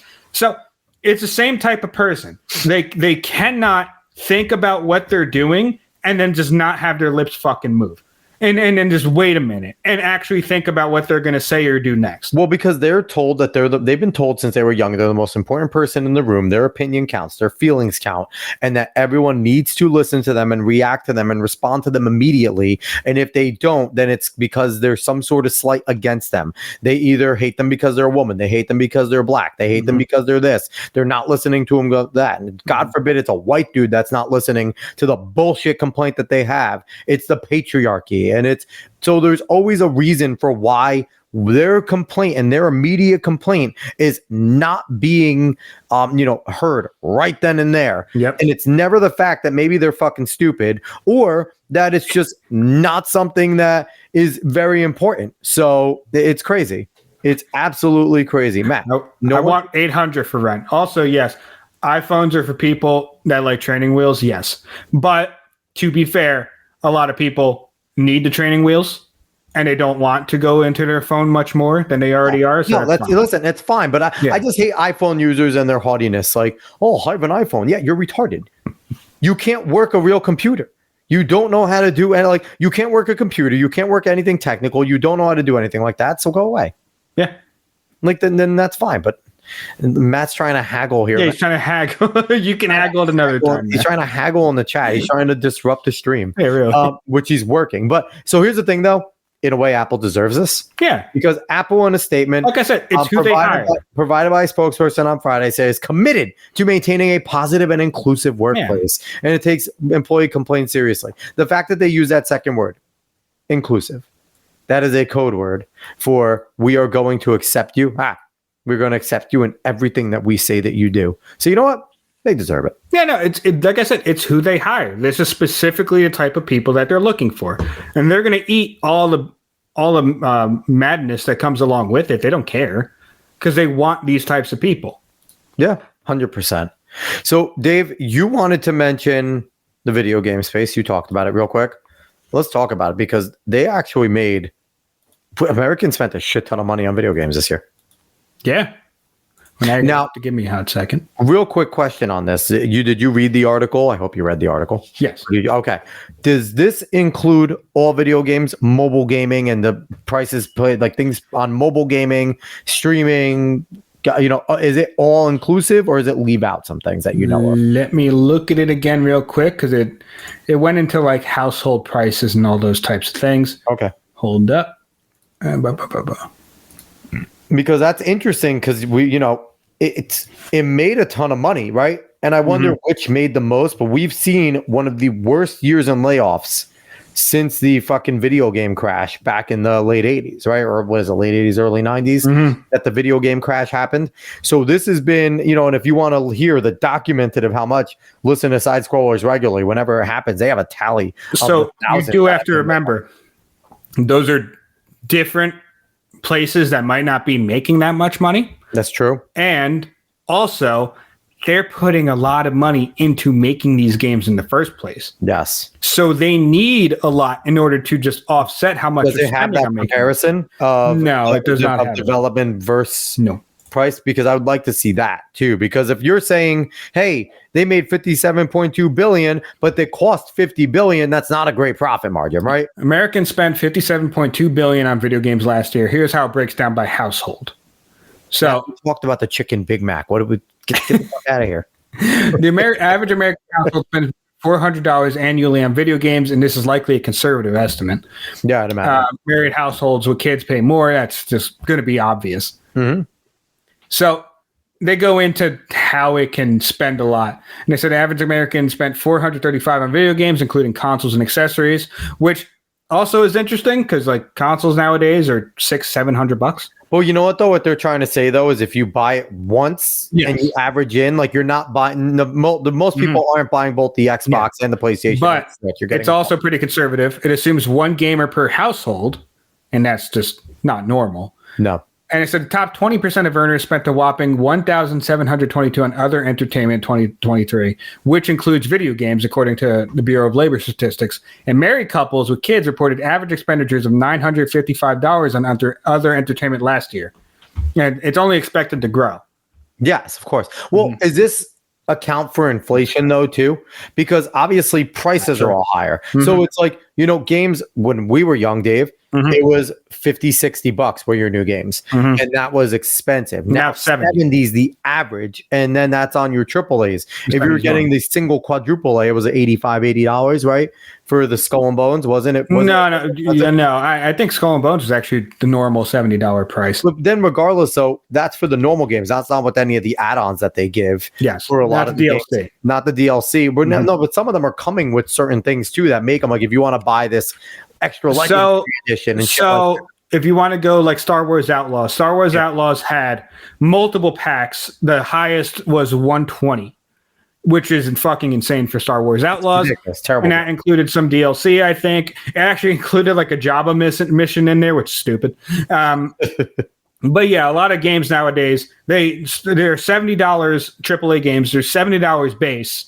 And usually, to be quite honest with you, the game has a whole bunch of content in it that is the DLC, and they cut out content to make that the DLC and give you whatever is left over as the base game. Which is ridiculous that you have to pay for DLC in order to complete the games, which is why one of the main reasons I got out of gaming, because they sell you half completed and broken games.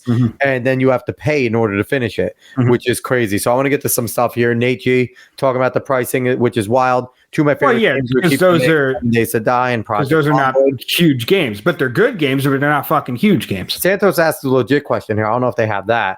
How much was spent during the Steam summer sale? Does it have anything in that? No, not in that article. There might be an overall, because that's actually interesting, because obviously with sales happen, people are going to buy more. I know there was a sale on PlayStation, and that's when I bought the Crash Bandicoot one for $28 instead of $75. It has to be, good amounts done there with the Steam sale. Putin price hikes. Nate. The real quick AI overview, but it's from 2015. $160 million in revenue. So that's from 2015 for that sale. So you'd imagine, let's just bring that up to almost 200, because you're looking at our time now, inflation, more things like that. And more players, how many more players there would be 10 years later, you're probably looking at easily 200 million, if not more. If I'm just, round balling that. Yeah. And that's the thing is like, this is growing and growing and growing, and there's more money being put into it. Yes, 110%. But the reason why we're seeing so many companies cutting people and losing people is because they are putting a ton of money into it themselves, and they themselves might not be making that profit. Other companies might be making a profit. And you also have like Steam. Steam's a carrier of games. Yep. Valve is the company that actually makes games, and Valve owns Steam. But Steam carries the game. Steam's lets you buy the license for them. Doesn't let you own the game. Remember that. Yep. You don't own anything that you buy online. That's not physical. And Steam has not a million, but like a whole bunch of games that aren't AAA on there. So people are dumping their money into a whole bunch of games that aren't AAA. AAA really gets a lot of casuals, which is why they make a lot of money. Yep. But casuals are going to drop out more and more and more because it's $70, and because a lot of games nowadays aren't as good as they used to be. Most casuals will still go for normal sports simulation games, almost no matter how not great they are, because they just want to play the new one. Which is understandable. That's their only fucking thing that they enjoy in games. So, but that's where you're going to see a lot of money go to. Because I'm not going to lie, you probably haven't seen like EA cutting a ton of people. Nope. Because they don't need to. Because they're going to make a ton of goddamn money. And especially now with NCAA, like at 2K is not cutting a bunch of people either, because they get their base. If their base comes out, which they always do, they're fine. They can make their next game. It's not a big deal. And I can imagine they keep a lot of the same, like that. To me, they always talk about like the insecurity of jobs. Working for EA or 2K on those games has to give you a lot of job security, because but you might not be making a lot of money. You're probably not making a ton. You're not making a lot of money. You could probably just survive, but at the same time, you're not scratching for your next job like a lot of these other devs are. They're hoping on that project to be good, but having the sports game, you're making a game every single year, so you can at least make a living probably over there and not worry about your next job. So I guess there's a value to working for them. But yeah, overall, it is going to get bigger. I'm curious if we're going to continue to see the inflation in terms of how many people are being cut. And now it's going to be interesting, because I think they saw this year. I think a lot of developers saw this year. You don't need all these people involved. You don't need 200 people, 300, 400, 500 people working on a fucking game. You can get a good group of 50 and make a fucking banger of a game at a AAA level that, and the thing is too, you're getting all these people and the games still come out like shit. The games still come out glitchy. The games still come out with a lot of bugs, and it's not worth it. And these studios are burning for it. Yes. Well, and the thing is because even though you have all those developers, they don't developers. Sorry. They don't always have the exact way that they're supposed to go with what they're making. Like they don't always have all of these good decisions being made because they're not the ones that are really being creative in it. They're the ones that are just making the product, right? Yeah. It's the people that be creative that are going to be the ones that decide on how good it's going to be for the most part. Developers can only necessarily do so much depending on where they are in the hierarchy and whether or not they're actually allowed creative freedom in what they're making.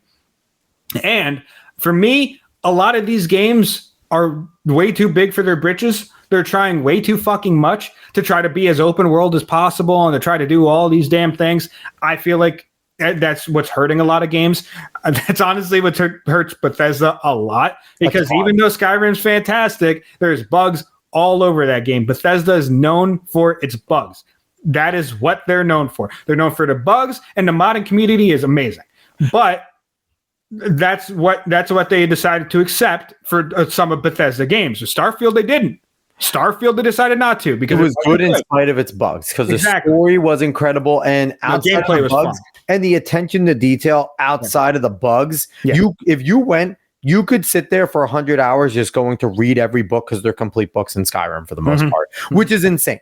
You give them a pass because of that attention to detail, which they didn't have in Fallout 4 and they didn't have in Starfield. Yeah, I feel like if they were as like in Starfield, moving from planet to planet, I'm pretty sure it's just a loading screen. It's a loading screen because you warp everywhere. Again, I thought it would be fun. Not what you expect for Bethesda. It would be so much fun if I could sit there and fucking fly and then get attacked by pirates or meet other ships and do other things there. If they took away a whole entire experience, I think people wanted or expected to. Yes, and that's the issue is that too many games promise too much and cannot deliver on it because they're all trying to make this next blockbuster game that gets them a ton of fucking money, and that's just not going to happen most of the time. You might hit, and that's going to really do a lot for you, but unless you're hitting enough, it's going to be really bad for you. So Dave, let's speak of that. Let's talk about the Silent Hill 2 remake because you wanted to chat about that. Let's talk about you had an article that you wanted to bring up about that. So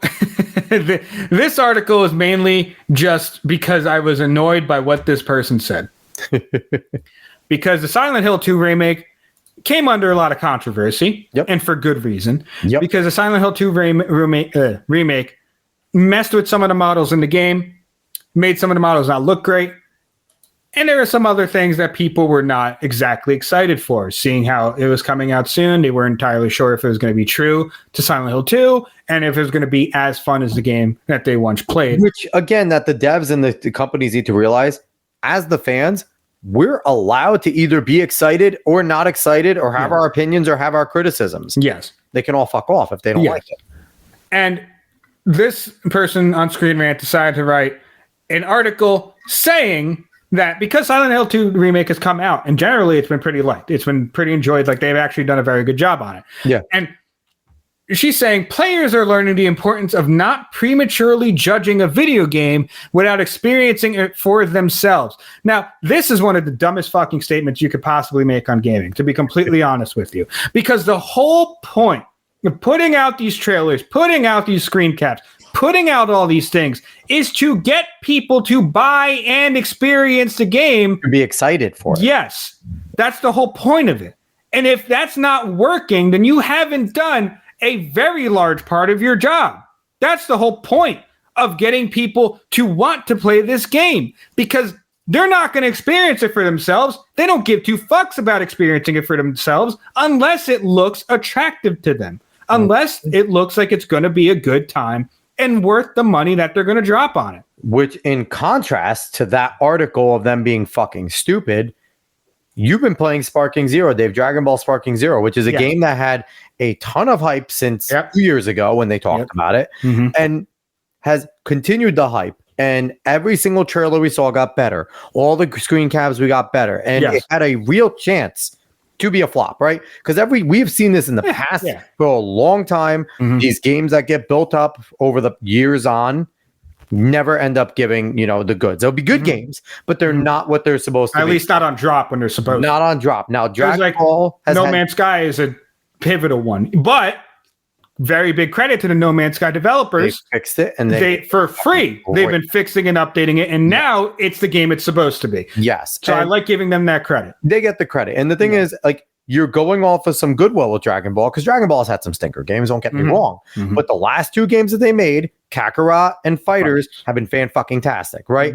They've done a really good job. Now, Fighters had some hype, not as big though, quick hype. It was hype, but not massive.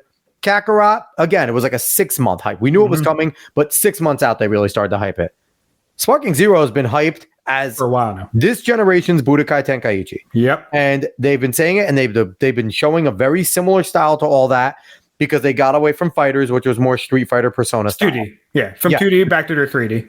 So, Dave, on the fucking, what was it? It was over 100,000 people on the early release alone. I can't remember if it actually hit 100,000, but it was at least 90,000. When you were playing the other night, you looked at it. I think it was last. Well, I wasn't early release. I was not early. Early release. I know early release was 91,000 was what I saw at one point. 91K. Yes, was what it was near 100,000. Near 100,000, and only grew because I can't tell you, since its early release. Right now, it's at 91,500. Okay. Since its early release, though, Dave, all the reels and that we have seen about the game and the comparisons, and I have not seen a single negative. Yeah. A single negative thing to be said about this game. Now, Dave, you have played, you bought it. You played some of it. You saw it. You saw some of it. You play it last night. It looks amazing. I'm very tempted to buy a PlayStation 5 and get this, which my wife would fucking kill me. But give us a quick review on Sparking Zero.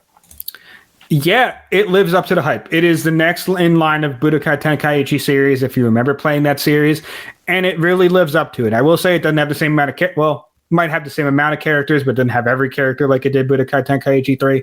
But has a massive roster, 182 characters. It adds more because it adds the super characters as well. Yes. Which it wasn't around in Tenkaichi. We only had GT Tenkaichi. Yes, but absolute massive roster. All of the interactions are so akin to the anime and manga.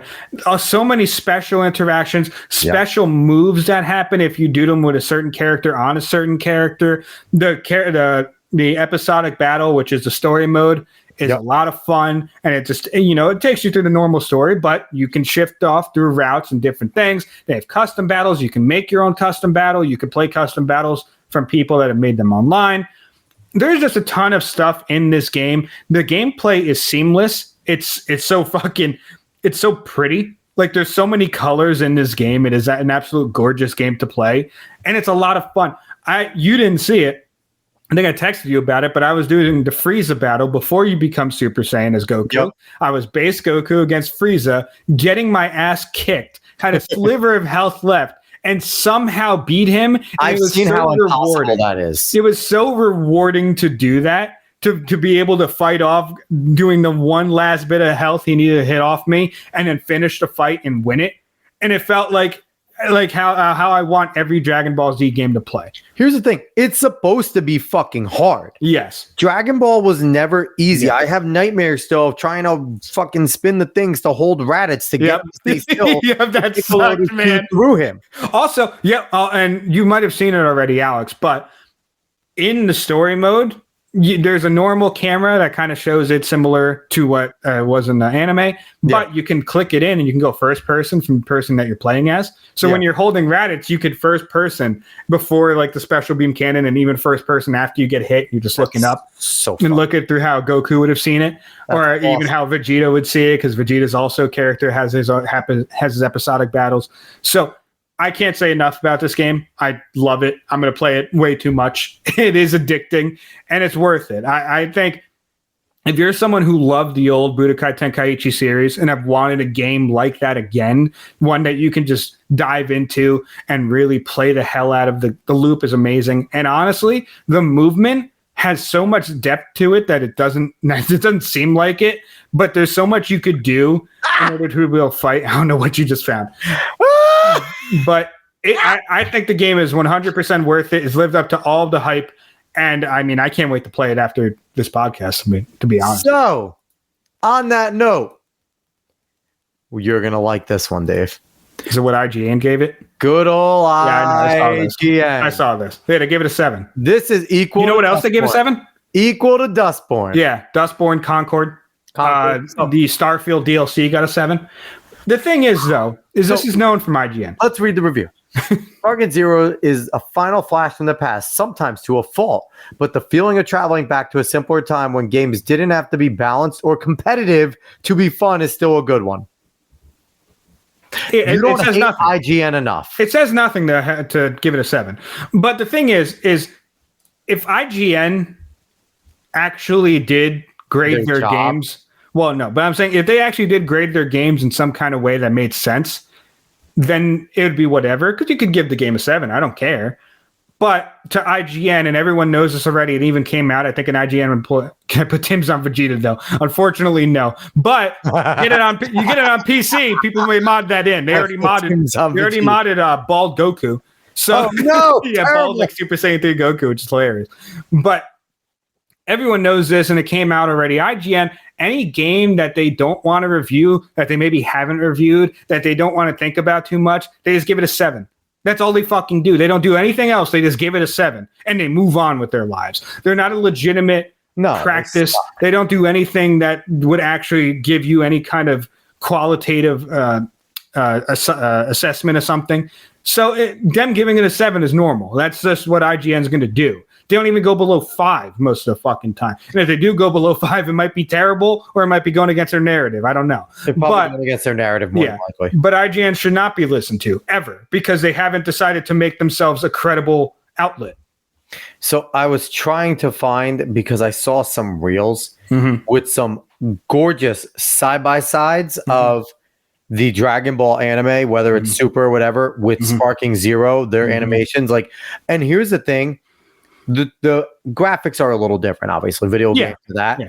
But the timing is fucking perfect. Yep. And it just goes to show the care that they had with this game. The people making it were legitimate fans that wanted to bring you the moments that are bringing you back. Yeah, well, it's reading funny. the manga, watching the show. Well, it's funny because little things you could do. There's teams of 5. You can make teams of 5 against another team of 5.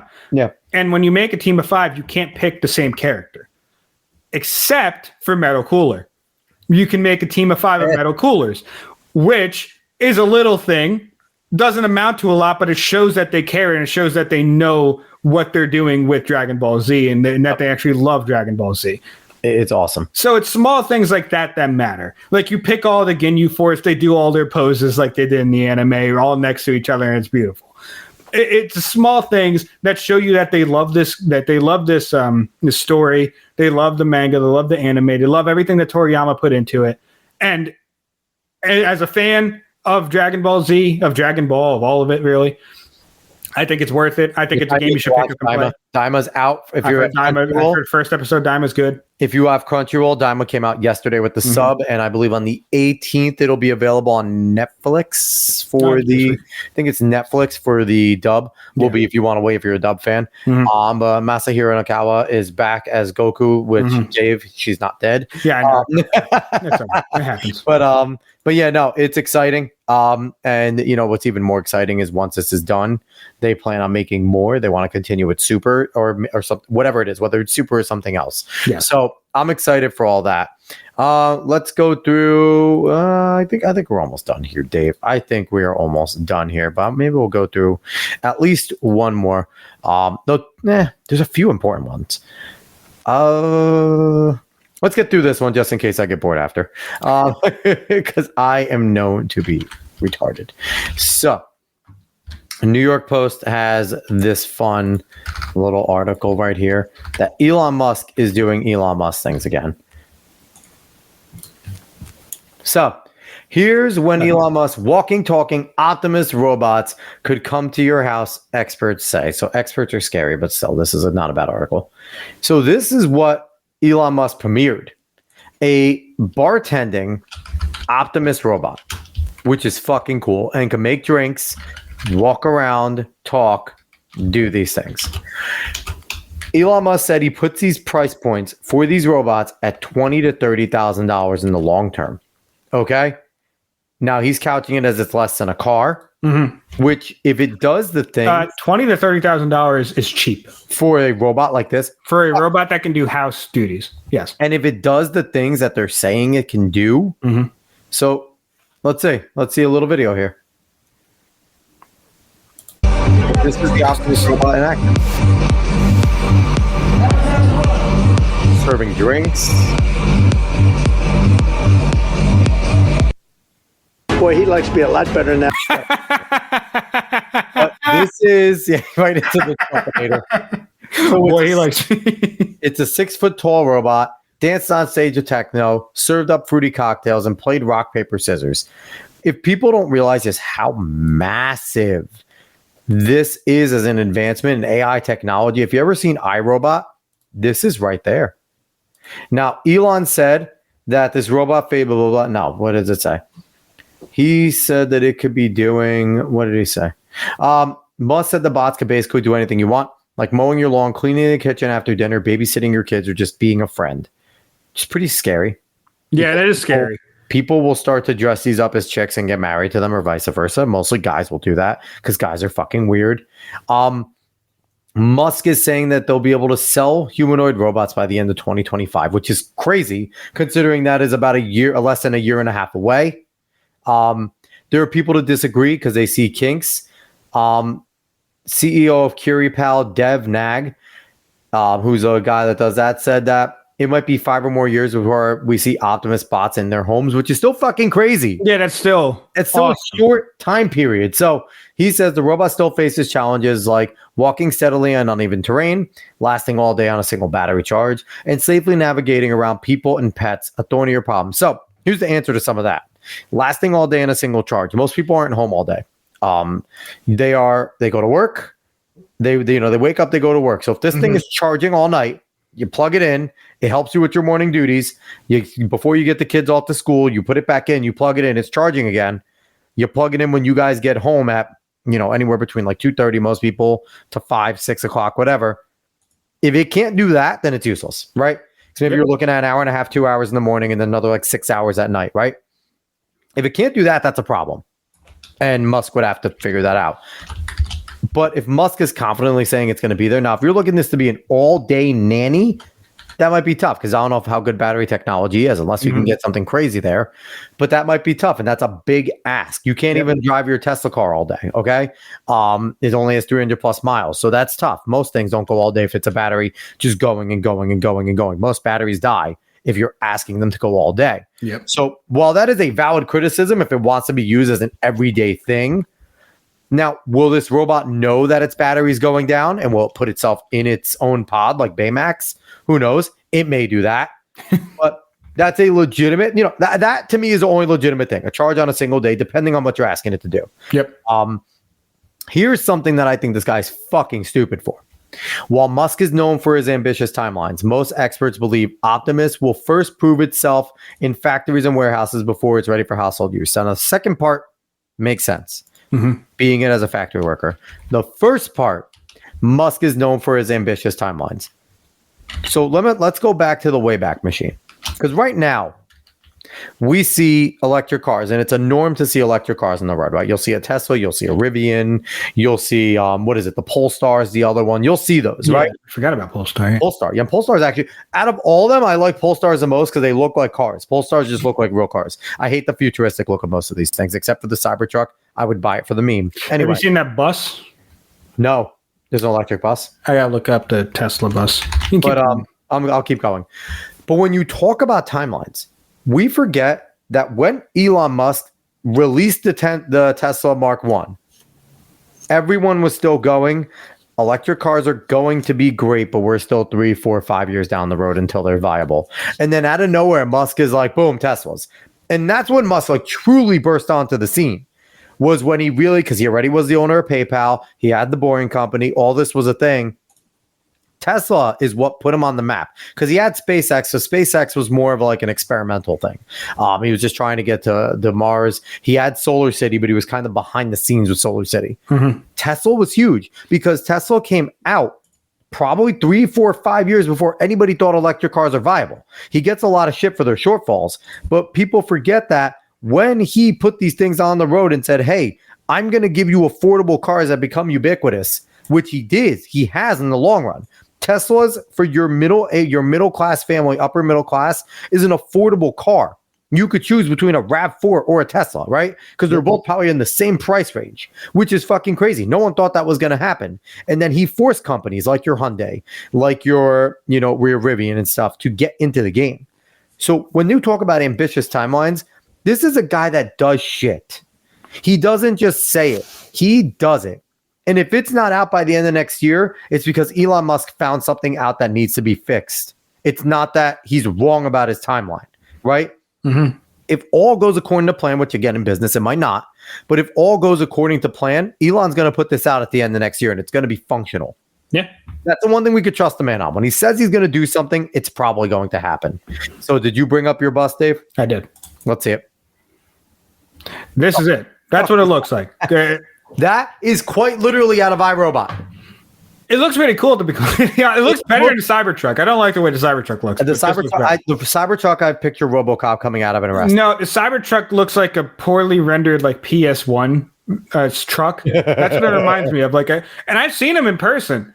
I would drive one, of course. It look like I'd probably feel pretty cool in it, but it still looks like it's poorly rendered truck in a PS1 game. I want to see if I can find the image of those fucking. Yeah, I think this is it for iRobot. Yes. Hold on, let me pull this up. I haven't watched iRobot in a while. This is what it reminds me of. I'm just going to share this tab. Do you see that? Pull up my tab, Dave. Your tab? Yeah, you see? Oh, it's there. Doesn't it look like that? Doesn't it remind you of the fucking iRobot one? Is that hard to see? Let me make it bigger. A little bit. Open a new tab, you silly boy. I am. Shut your mouth. You're the worst at this. I'm bad at this. A little bit. It reminds me of that. Because if you took the thing, it reminds me. And those are the things that were flying around Will Smith as he was just driving. Also, yes, Brandon Herrera does need to make a Belfed 4 bore, yes. So we could take care of these fucking robots. Yes. When they're ready to take care of us. I agree. Brendan Herrera needs to get on his shit. But yeah. He only lost his race by a small amount. I don't know. Yeah, I don't know. I don't know if you caught up on that. No, I didn't fully catch up. But no, listen. I think he should run again. I hope it does. I absolutely should because he's I don't right know if he will, but he should. He would be much better than the other guy. Than a lot of people. Okay, Brendan Herrera will be much better in the fucking federal government than a lot of people. I can't remember if it's federal or state. Either way, keep going. Federal. So boom, here we go. He said they talk about what the bot did in this. This chick and Agni Zilga Pillai, I can't say her name, get a real name. Works closely with Boston Dynamics, said the 5 robots within 5 years are very optimistic. Bots will most likely be made available to billionaires and other high value individuals within 5 years, but that will take about a full decade retail rollout, which I don't think that's true. Because if that was true, and if Musk wanted to very much close in on the high-end group, he would not have made the Teslas ubiquitous for us. He would have only made it for the rich. So that's why I don't think this is true. I think his goal is to get this bot into as many, I think middle-class households. So I think he was thinking maybe upper middle class, similar to his Tesla rollout. Because, and you look at these things, they're fucking terrifying. I mean, yeah, dude. That is terrifying. Can you at least give it a face? Give it a face. He probably will. I don't know. I really do want to see if someone hasn't watched a lot of dystopian sci-fi, if they're more cool with robots. Oh no, these things terrify me. Yeah, but like I said, you watched dystopian sci-fi. I want to know if someone who hasn't watched a lot is a lot more cooler with these robots. So here's the thing: this analyst from Wedbush, Dan Ives, spoke with an Optimus robot for more than an hour at Thursday night's event in Hollywood, and he's nearly about as optimistic. He said they'll be in households by 2027, which I think is much more close because again, Tesla's rolled out. It took about 2 years before they really got on the road. You saw a few, they were novelty. I think we'll see maybe the rich person in school might have their Optimus, right? Yep. And then all of a sudden Billy gets an Optimus and Sally gets an Optimus, and they're on the soccer team too, and you're not that wealthy, and then your mom and dad go, shit, I saw the Optimus mowing their lawn. That we don't have to do that anymore. Yep. And then they talk to Billy and Sally's mom, and it's like, no, I just tell the Optimus to go clean the dishes, and then we have time to spend with our kids, and it cleans them perfectly. And then that makes you start to go, look, time is money. I can now spend more time with my kids. This robot can do things. Now, again, there's dangers to automation like this because we become much lazier. We forget how to do things. There's also that, right? As human beings evolve, if these things become ubiquitous, we'll forget how to wash dishes. Something that simple, right? We'll forget how to effectively do it. We will forget how to effectively do things. So there is dangers to this because if we use technology as much as we do, we use these fucking phones so much. Enjoy my sticker for my daughter. We use these phones so much that people are forgetting we don't know cursive in this place anymore. Our kids don't know how to do cursive. Something that is easy as signing a check. There is going to be reading an analog clock. Reading an analog clock. Yeah. There are things that we are forgetting that are very simple. And, Dave, even probably using a calculator is going to be gone at some point because I'm pretty sure schools are just going to say, hey, take out your phones and pull out your calculator. That is going to happen at some point. Because why pay Texas Instruments when everybody has a calculator on their phone? What is the point? Yeah. Wash dishes. Skynet will destroy us all, probably. Yeah, probably. Now, here's the thing, though. I have said this before, Dave. I have said it again. I do not trust Elon Musk. The guy's crazy. Yeah. He wants to get to Mars. He's a crazy climate guy. Dude, I don't want Elon Musk in my house. Chips in the brain are not something that I usually jive with. Now, the good reasons for it, like if someone has like some kind of disability or something where you could try it out and actually helps them, I mean, that's pretty fucking awesome. Like just the technology in and of itself is awesome. Now, like I said, I've seen so much dystopian stuff that I can't just sit there and be cool with all that stuff because I know what can happen, the possibilities of what could happen. Now, the human mind that's created so much of this weird shit that could happen from this stuff. Here's the thing, too. Think about this. We don't want a chip in our brain, right? Yeah. We get this robot in there. Are you stronger than a robot, Dave? No. No. Will the robot put the chip in your fucking head when you're not looking and you have no choice?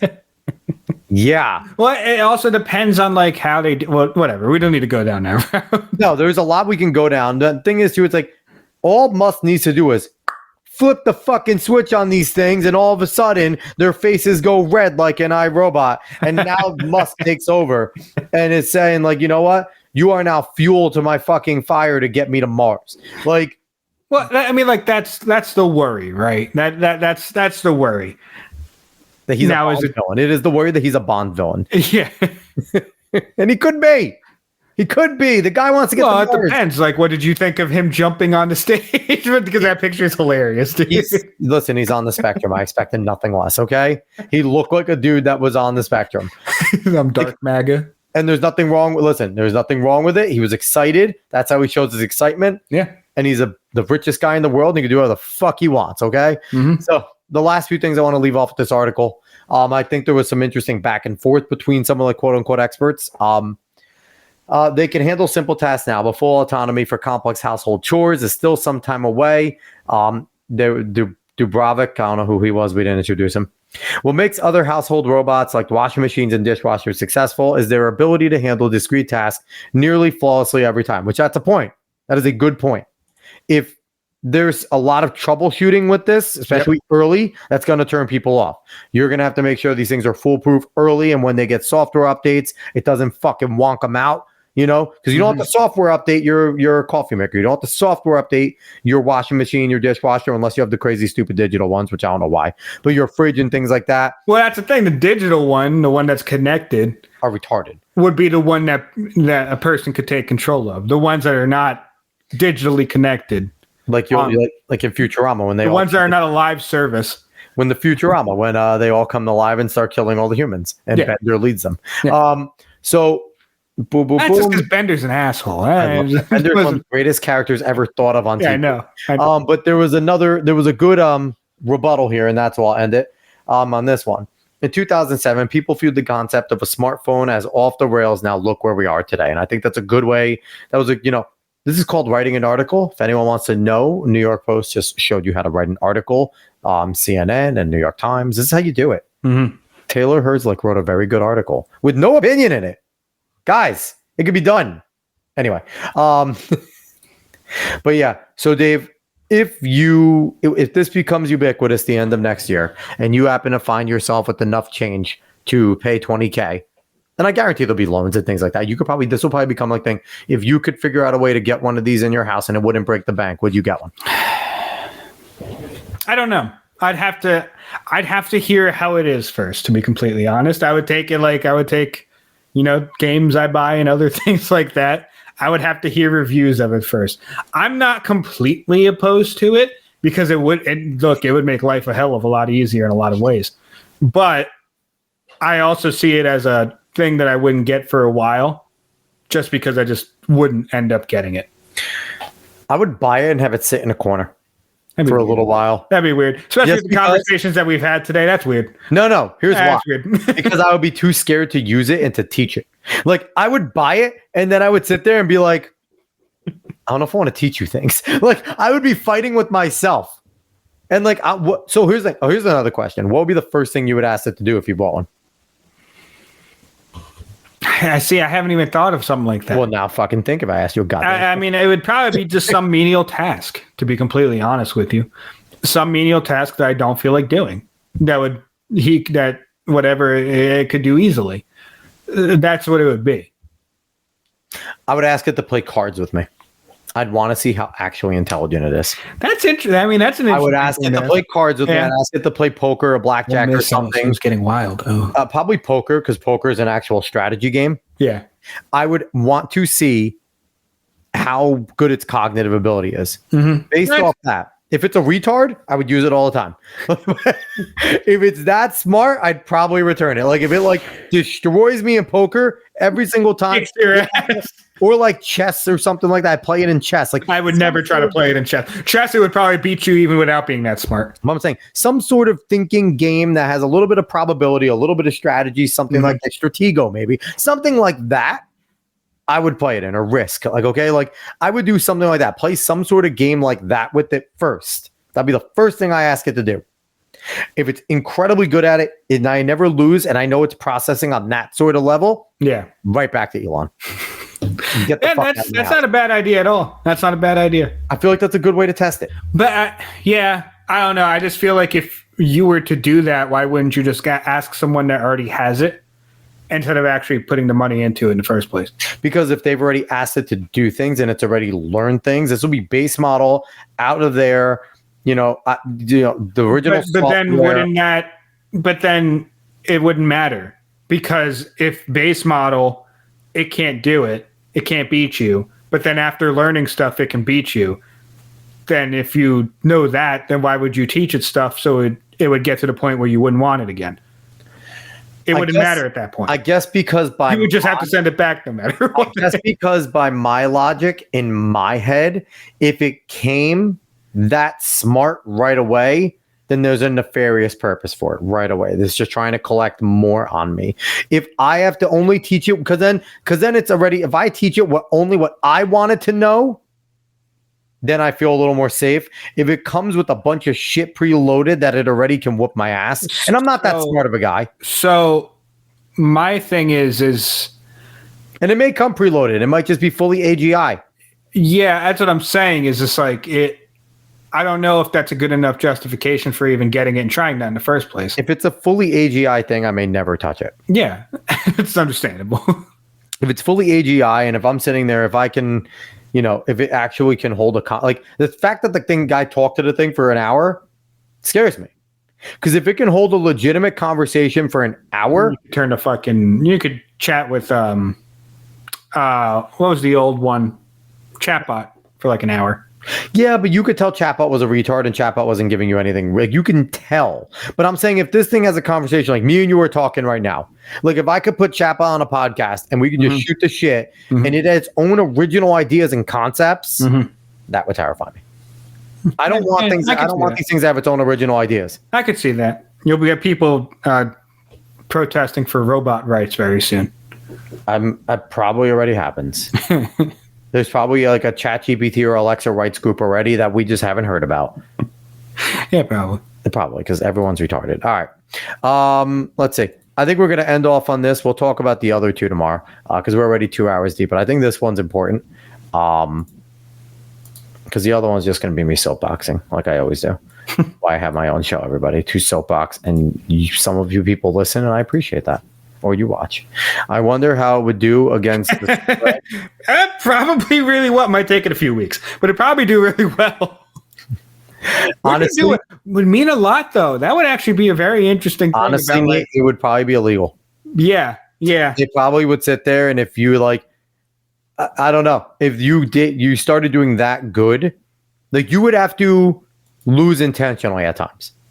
Because if they sat there and they saw you go on like an incredibly good streak, even humans that do it, and say you do it at a dumb luck, like say, Nate, right now you haven't been negative in whatever, 5 weeks, whatever, all season. If you continue this streak all year and you make a good lump sum of money, even if it's actual skill, they're going to come investigate you. Now with the chatbot, if you sit there and do it, they'll absolutely, whatever it is, the Optimus, they will absolutely come and investigate you. I guarantee, Nate, people are already trying to use ChatGPT for spreads and probably doing pretty well. Well because, it can look at the histories, like pretty recent histories, and that's pretty good. So most of your people with spreads try to do. All right, so let's get to this last one before we cut out of here. Boom, boom, bam, bam, wham, bam. Thank you, ma'am. All right. So, headline here. It might be time to toss your black plastic cooking utensils per new study. So, the long and short of this is there are many kinds of flame retardants. Brominated flame retardants, BFRs, are one of the most concerning types. It's because they're considered toxic and are known to accumulate in the body tissues. BFRs have been linked to cancer, hormone disruptions, and nerve, reproductive, and developmental toxicity. Often found in electrical and electronic devices, plastic housing cases, and printed circuit boards. Okay, so that's where they're found. They have been banned in America and in the EU since 2007 and 2006, respectively. They include decabromodiphenol, whatever, ether, deca-BDE, and I'm going to try and say these all. And why would you? Don't even try. I'm doing it. And tetrabromobisphenol. I thought that one was not bad. Wasn't bad. TBBPA, and a host of other flame retardants placed on the two banned BFRs, and are currently considered, and a host of other flame retardants replace two banned BFRs and are currently considered safer, not safe, safer. Okay. Including a type of flame retardant called orangutan, organophosphate flame retardants. Okay. OPFRs. While OPFRs are considered safer than BFRs, there are some questions regarding aquatic toxicity of OPFRs, meaning how they affect organisms like fish that live in water, which I don't care about them. Anyway. So what happens when these electronic devices get recycled in the products we use, like kitchen utensils? What happens is they start to mold into your utensils, and it's mostly all of the black items that you own. And they say this is not just down to utensils, but it's also toys, beads, anything that can be recycled into it. Now, they did a study with this. A total of 203 black plastic products were chosen for testing, including food serviceware, 28 of them, hair accessories, 30 products, kitchen utensils, 109, and toys, 36 products. They were from in-store and online, both small, local, non-chain retailers and large chain retailers. Products were either entirely black plastic or had black plastic components and included things like children's toys, Mardi Gras beads, cooking utensils, plastic silverware, and plastic to-go boxes, which are basically like your Asian boxes that you're getting right now, a lot of those. After several tests were performed on each product to test for fire retardants, data analysis were run. A mixture of BFRs and OPFRs were found in 65% of 203 products. Now, I get it. 203 is not a massive study, but it's a pretty good one, right? And they bought it from everywhere. And 20% were found with BFRs alone. That's terrifying. Because what they say, too, is as these things collect dust, when you clean it, it puts it in the air and you breathe it in. Now, when you burn it, like you're using with the utensil or you're doing those casings, it's now getting into your food, which is natural because you're getting things off of your stuff like that. So I don't care about what we could do to reduce. It says, like go to metals and things like that and silicones, and they give a shout out for HP and Apple, but it's because they have strong policies to avoid toxic chemicals and products. Mm-hmm. They say one of the biggest issues with this, Dave, is the recycle products because they don't have to put on their label what they're made of. Yeah. What do you think about this, Dave? So I won't go into it, but there is a growing concern of a thing called PFAS in the wastewater and water industry. And like I said, I won't go into it, but that has to do with a bunch of things. Not similar to this and what it does, but like similar to the fact of what it can do. And, there's growing concerns about things that we might not have thought of in the first place, just like this. And you're going to get this, to be completely honest, when you're just using things that you don't know all about. And you don't have no reason to test for certain things because it hasn't happened yet. So, yeah, I mean, it's not great. I do wonder exactly how bad it necessarily is, because especially once we start finding things out like this where it can be toxic, sometimes can be toxic means can be toxic if inhaled this much over this prolonged time. Like, you would need so much in a fucking lifetime, which is like damn near never going to happen. I'm not saying that it has to be with this. I'm just saying there are things I agree. Where it's like, oh, this is dangerous, it's toxic, and it's probably not good in general, but it's something of akin to, well, if you're this bad at taking care of yourself and you're inhaling this thing like every hour on the day, then you're going to die. And it's just like, well, you don't need to worry about it that much. It's a bad thing, but you don't need to worry that much. I also think that this may need to have us rethink recycling and how we do it. Yeah. Because, I don't typically have an issue with recycling. I think it's fine. Mm-hmm. But then once we recycle it goes to professionals that we're assuming are handling it. We also like recycling is pushed as a big thing. Recycling, there's plenty of places that you split it and they just all fucking put it in landfill anyway. Yeah. So it's not like it's something that's necessarily practiced. Right there next they don't necessarily care. A lot of places don't necessarily care very much because they really can't. They can't afford it a lot of times, to be completely honest. That's true. So, and in general though, it's like we need to rethink it. And yeah, like you said, and a lot of times they go right in the landfill. And that's why it's always funny. They will have certain different spots for different recyclables, like categorized, because some of them go right into the landfill. Others actually go to be reused. Mm-hmm. Now, it's concerning to me that we're looking at this. And even like you said, Dave, even if it's something like we can use these black utensils in those black bins for the rest of our lives, and maybe only a few of us might actually get the cancer, right? Yeah. But if this is known and this study actually opened up why even take that chance? Now they need to be separating these electronic devices completely and say, hey, now officially these aren't recyclable. Like those things need to not be recyclable anymore. And this needs to become a thing because I can tell you right now, like I said with PFAS, it will be coming down the pike if it's that big of an issue that people think it is. It will be coming down the pike. There will be regulations and shit on that because, like I said, I know about some other things. And if it's not out yet, obviously, it will be crafted if they think there needs to be some kind of regulation or something to stop these certain things that could cause genuine issues. Oh, and there's going to be a lot coming down the pike with plastics in general because, we made plastics in everything. Plastics are quite literally in everything we use. And, and this is a large part, like we talk about petroleum and petrols and everything that we use as well. And that goes to make a lot of the plastics, right? So we're going to be seeing a lot coming down the pike with plastics because now I think the first person died and they did an autopsy and they found plastics in like their brain or something like that. Yeah. So it's like, are we overusing some of these things? We do that, right? Lead, asbestos, like we get these wonder things. Well, we can go into it, but a lot of people complain about it. But one of the big issues that we have, especially in the United States, I would say, is that like things like the FDA are stocked with people that have worked in companies that work in certain situations, and they pass along things that they like, and they don't pass along things that they don't like. Exactly. And we have certain things that we allow in the U.S. that would never be allowed in Europe or in other areas. And there have been issues in that. I mean, I know you don't like them, but that's like a big thing that RFK runs on. So listen, RFK is good on certain things, but he's a fucking psycho on everything else. Yeah. So there are things that maybe we could have prevented if we just didn't have people that are legit lobbyists in high positions in certain areas where they could deregulate or regulate certain things. And I'm not saying I'm someone that likes regulations, but if something has the ability to kill you pretty easily, then I'm like, yeah, that's fine.